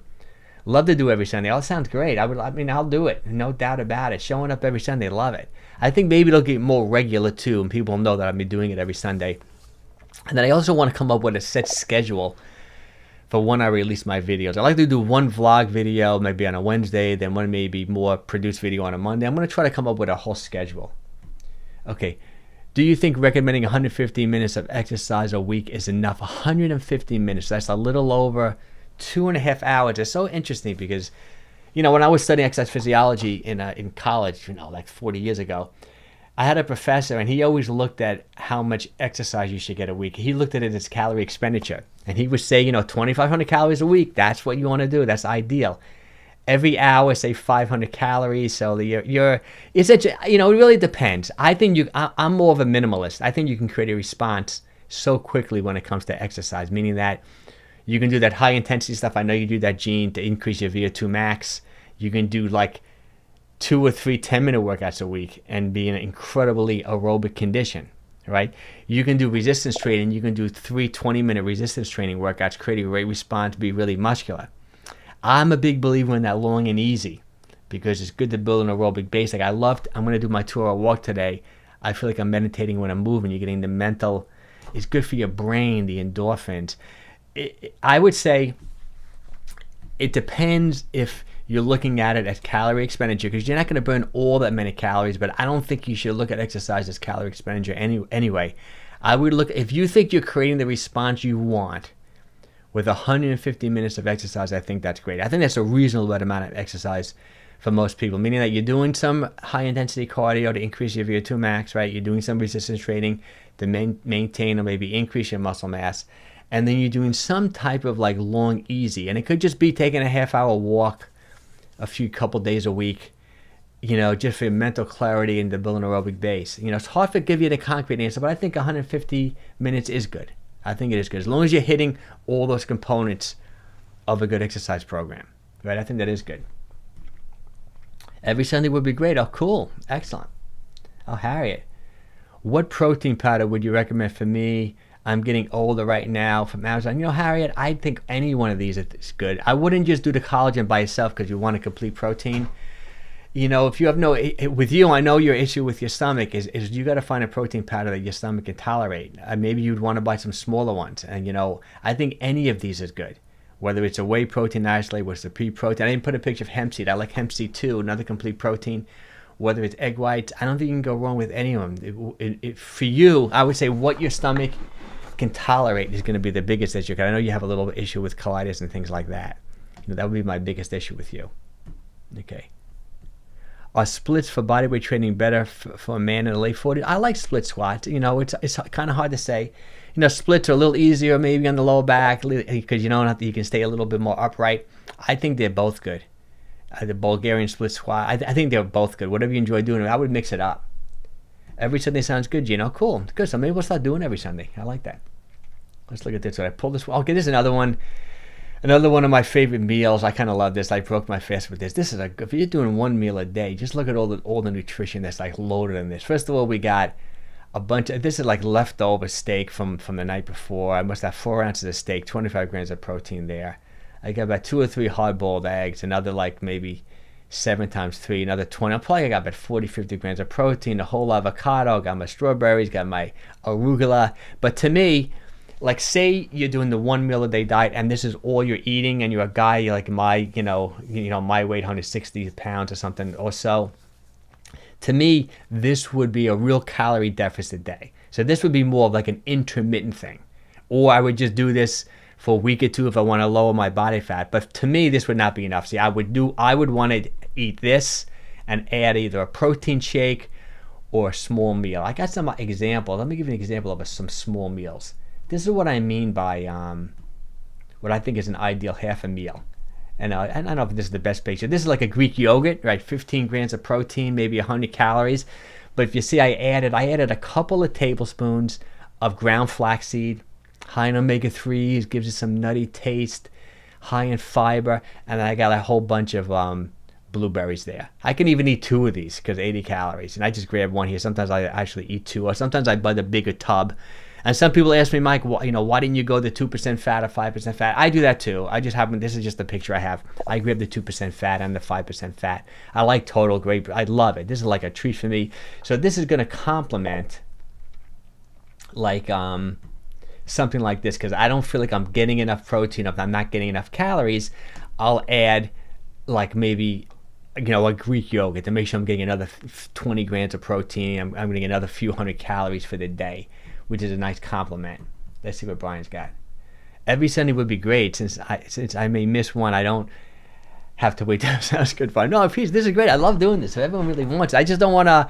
I guess, it's good to repeat the same things because, like they say with learning, you got to hear the same things over and over and over again. I'll rotate between some type of intermittent fasting, some type of what I should eat, and then we'll do some type of fitness one or healthy lifestyle. I want to do one on walking too, about all the different. I know I did the walking backwards, but I want to do a whole one, like set up all different walking programs. I think walking is probably the singular best thing you can do, especially when you're getting older. Let me pop this one. See, this is what I think. This is also another great, like small half meal. I eat this all the time. So this is maybe 5-6 ounces of smoked salmon. I love smoked salmon. The only negative thing, it is a little bit high in sodium, but you need some sodium, right, in your diet. High in omega-3s. I love it. Have my, avocado there. got a whole bunch of strawberries. I think this is an incredible meal, and you can cocktail that with like something like this. So this is another example of what I think is like a perfect one meal. I got 8 ounces. It's funny because I think that I released the video. I may have released the video yesterday of me actually cooking this exact meal. This is 8 ounces or maybe even more of chicken breast just grilled with some olive oil. I like to sprinkle a little garlic pepper, a garlic powder, and some onion powder. Once again, my arugula salad. Once again, my avocado. I got some strawberries. You may not see the blueberries. But to me, once again, even though maybe, I think there's even more than 8 ounces of chicken, could be 12 ounces. Say I'm getting 75 grams of protein here. I still want to get a good amount of protein, so I'm gonna have this smoked salmon here. Maybe this is 6 ounces, getting another 30, 40 grams right there. So this is what I mean by like somewhat modifying this OMAD diet. Like you can do just one meal like this if you want to do the short term for a few weeks to lose some weight, or you want to do it intermittently, have a normal calorie day, then a low calorie day. But if you want to consistently do the OMAD diet, I would add a second meal, a mini meal, you know, just to make sure you're getting enough protein, enough vitamins, enough minerals, enough nutrients there for sure. Let me see, do I have any? I think I got a couple more meals just to give you ideas. Oh, I got to show you a sardine one because this is like my favorite. No, ccalgene. We were talking about the sardines. I eat sardines definitely 3-4 times a week. To me, sardine is like the perfect food. Besides being like a high quality source of protein, the good thing about a sardine is that you're getting the bones. You're eating the bones, so you're getting some calcium from the bones. You're getting some of that, like collagen from the bones. You're getting the skin, the connective tissue. Similar to that's another reason why chopped meat might be better than eating steak, because chopped meat, they're grinding to get benefit. You're getting the tongue, you're getting the connective tissue, you're getting the collagen. Sardines are incredible. So I got my sardines, and once again my arugula salad. There might be some kale. Sometimes I buy the arugula salad mixed with kale or mixed with spinach. I think this was actually a mixed green type salad. I got my blueberries and strawberries again. And you know what's kind of cool? See how these eggs, these hard-boiled eggs, look how yellow those yolks are, because I do buy those pasture-raised eggs. I think it's a big difference. You can't just buy the organic ones. You can't just buy the free-range ones, because all the rules with that. Like I forget the exact rules, but a lot of the rules are that they open the door to the hen house, but that the chickens don't go outside. They're still living in like no light indoors. When you really buy those pasture-raised eggs, you make a hard-boiled egg. Look at the color of the yolks, and they taste incredible. So I'm getting a good amount of source of protein. But once again, the same rule. If this is my only meal of the day, I'm adding a protein shake, or I'm adding one of those small meals. Hey, thanks for showing up. Okay, Mike, when is your protein powder going to come out? You know what? I know you remember that, right? I spent so many hours and so much time studying and researching and looking into starting a supplement company. And what did I want my first supplement to be? I was going to start up with like a collagen protein powder. I was going to start with an essential amino acid supplement. And then I was going to do something like a nitric oxide enhancer, like a beetroot powder with a little L-citrulline and some of these other supplements. But I have to say, and I even went to a whole conference on it. And I hired a consultant, and I've been talking to the consultant. And there's so many issues now supply supply side, like the chain of getting these supplements. The prices are so high.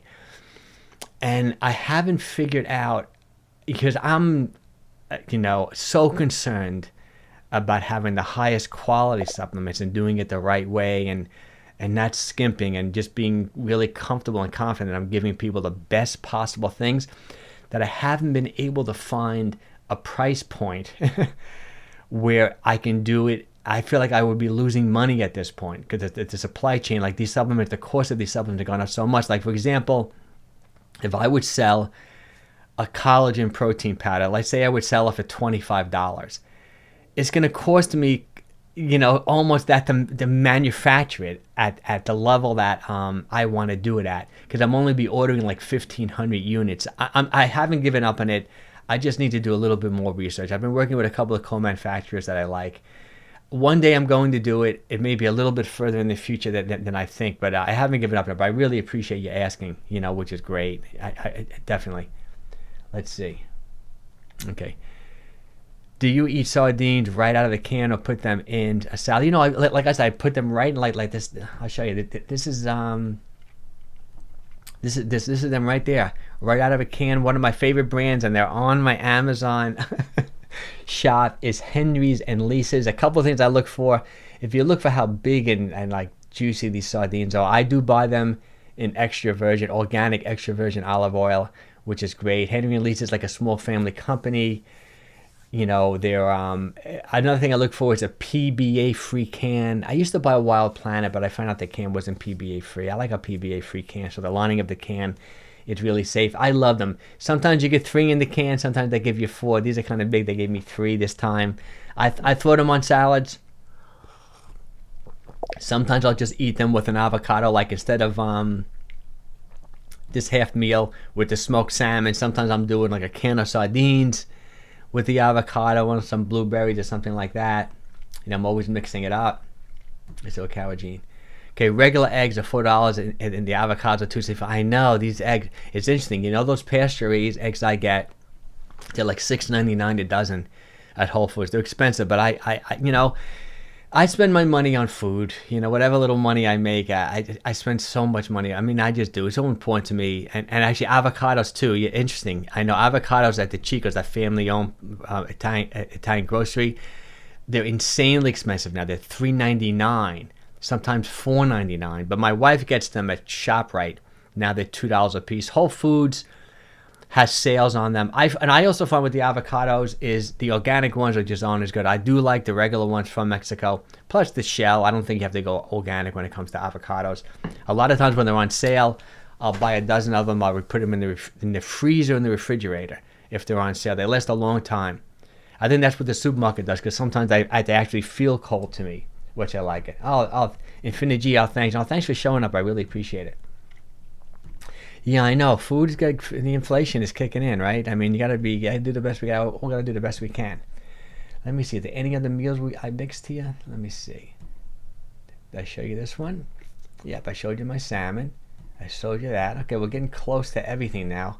Right, my chicken, the yogurt. So I think that's it, guys. I think we get it all. All right. Any more questions? Any more questions before I go? I'm really happy with how today went. I mean, we had a lot of people show up today. This is the one, and funny because some of my friends of mine, like Brian, who's a wonderful guy, I love that he shows up. I'm going to start texting some other people. I'm going to try to get more and more people to show up to these live streams if I can. So if you know anyone, you know, share the link ahead of time. I forgot to contact my Instagram following. I forgot to tell them. I also have a mailing list with a few thousand people on it, and I forgot to email my mailing list, this morning. I always run out of time every morning when I start doing these things. Yeah, today 4 for $5. Whoa, Miller, that's incredible. I wonder. I wish I was there. I would have bought a dozen of them 4 for $5. That's a great deal. Okay, walking back was really good for you. Oh, good. I'm glad you're trying it. It's really working for me. It's interesting. I did see a new surgeon though last week for my knee, and he wanted to do another MRI, this time with dye. When they inject dye and you need to see what was going on. I really like them, but I don't know if I may wait till after the summer, because I am doing really good with this walking backwards. I haven't started pulling the sled yet, but I have the sled in my garage. I'm gonna start pulling the sled, I think, soon. Now that it's warmer out, I think it's also like 90 degrees again today in New York and sunny. I'm gonna start fooling around with pulling the sled and see if I can really get my knee. That's my goal. I think I'm gonna wait till my 60th birthday, which is at the end of the summer, and if my knee isn't really better from all this backwards walking, I'll do the MRI and maybe try another operation. We'll see how it goes. Don't be afraid of repeating things. It's okay. Repetition helps with consistency. Thanks, Debbie. I appreciate it. Yeah, because I don't want to keep on talking the same things. But you know, I agree. It's good to, everything sinks in. Plus, I like answering people's questions, and sometimes waiting, like doing it every other week can be confusing to people. And if you know that I'm going to be here every Sunday at 11, maybe I think that'll be better too. And also, once again, leave me some comments on some videos you want me to make during the week. I'm glad people do like these vlog type videos. I think I'm going to get a new iPhone, because I don't have that new iPhone yet. The new iPhone I hear is great. I'm going to be doing a lot of quick vlogging type things with the phone. Yeah, I looked at and they were firm, green, and not mushy. I know. It's interesting because since I eat an avocado every day, I even did a video many years ago that got like 50,000 views on how to eat an avocado. I have my way of cutting it open. And what I find is the key is that I never buy an avocado now that doesn't have that little, the pit on the top that they remove it from the tree. I find that First of all, if that doesn't pop off easily, that means the avocado is not ripe, even if it feels firm, slightly soft on the top and the bottom. That's my rule for picking up an avocado if I want to eat it that day. I want the top and bottom to be slightly, just give a little bit, and I want to be able to get rid of that stem easily. And then I know the avocado is going to be perfect. Because I've been buying a lot of bad avocados over the years.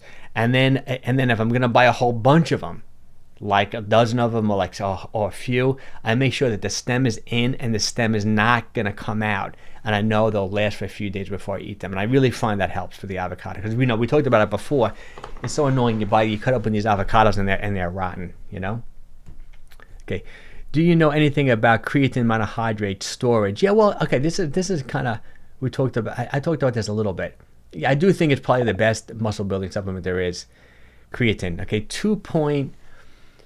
I think it's 1 kilogram, so 2.2 pounds of like red meat is about 5 grams of creatine, and that's the general recommended dose. When it comes to cognitive, like there's a lot of studies on creatine.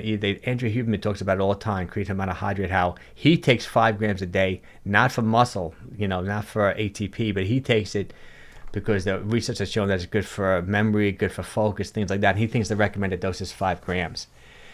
So for most people, depending on how big you are, you take 5 grams a day and you're going to max out how much creatine you can store in your muscles. That's where creatine's stored. It's a molecule. It's not really, some people say amino acids. It's not a protein. It's like a molecule, maybe like amino acid, those non-protein amino acid, and it's stored in the muscle. See, and how it works when it comes to like exercise performance is that all muscle contraction is fueled by ATP, adenosine triphosphate. So that's like the electrical signal for muscle to contract, and about 5 to 7 seconds of ATP stored in the muscle. So you can like hold your breath, lift something heavy for 3 to 5 seconds. You're going to fuel that muscle contraction, that effort, with the stored ATP.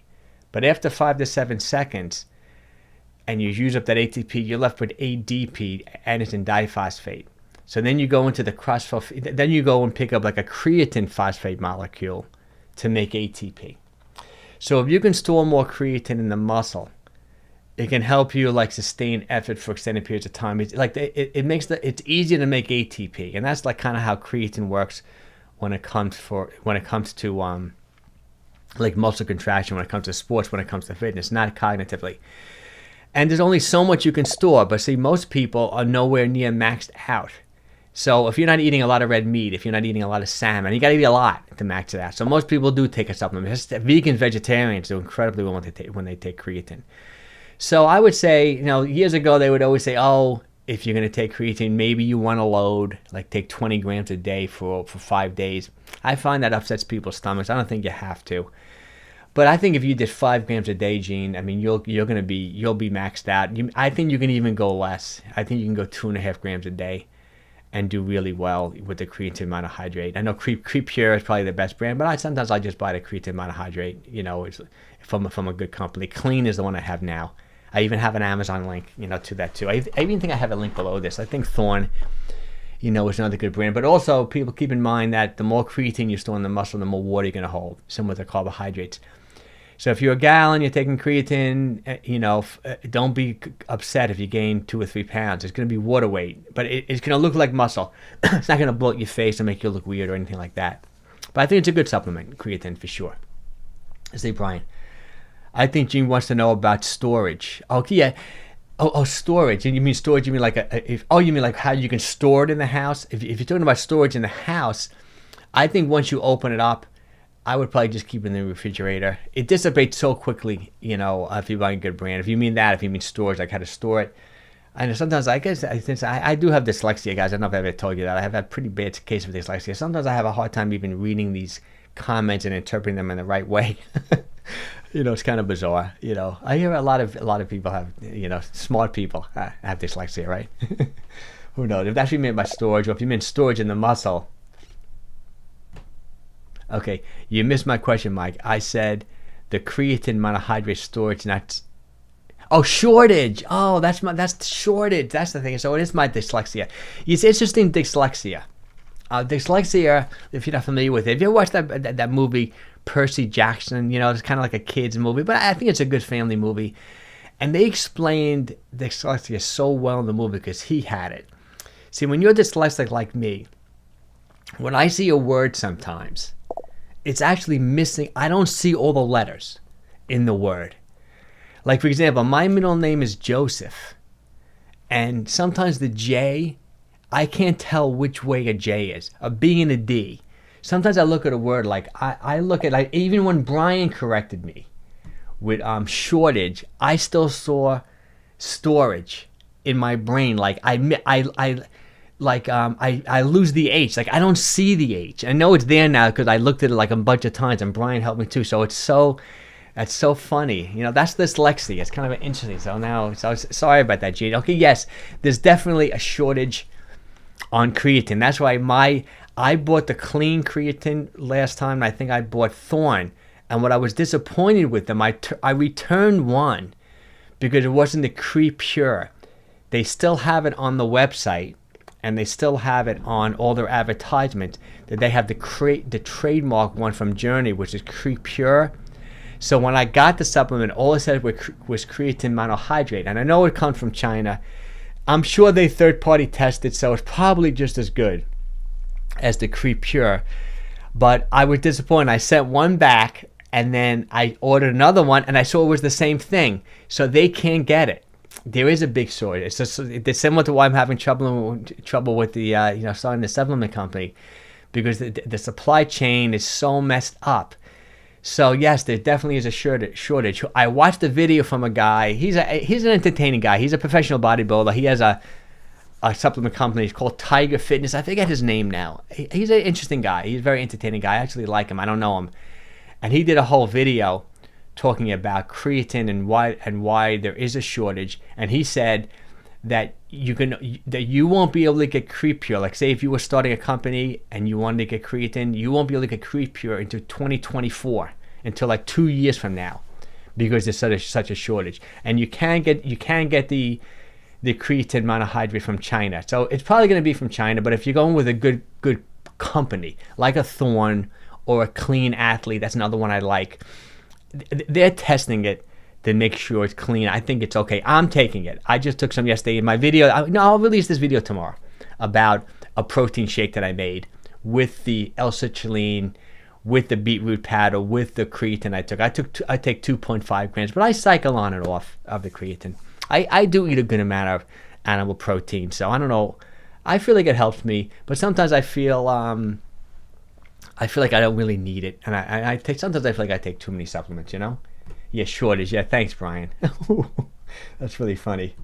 Oh, you're dyslexic too? Oh, that's funny. So you understand what I mean. There's all different types of it, I have the type, I think as a child, I was diagnosed as having reversal, because I reversed all my letters and all that. They almost wanted to leave me back in elementary school.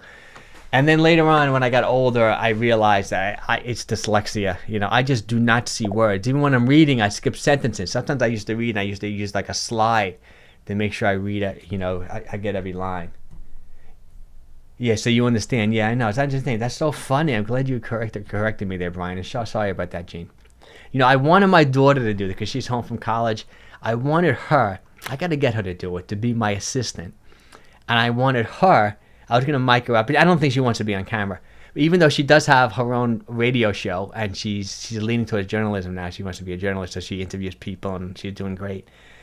I wanted her to read all the questions, and then I can answer them. Because sometimes I even have a hard time. Sometimes if you notice when I'm reading, maybe I may miss a word because I just don't see it. It's really weird. Just that dyslexia thing. It's kind of interesting.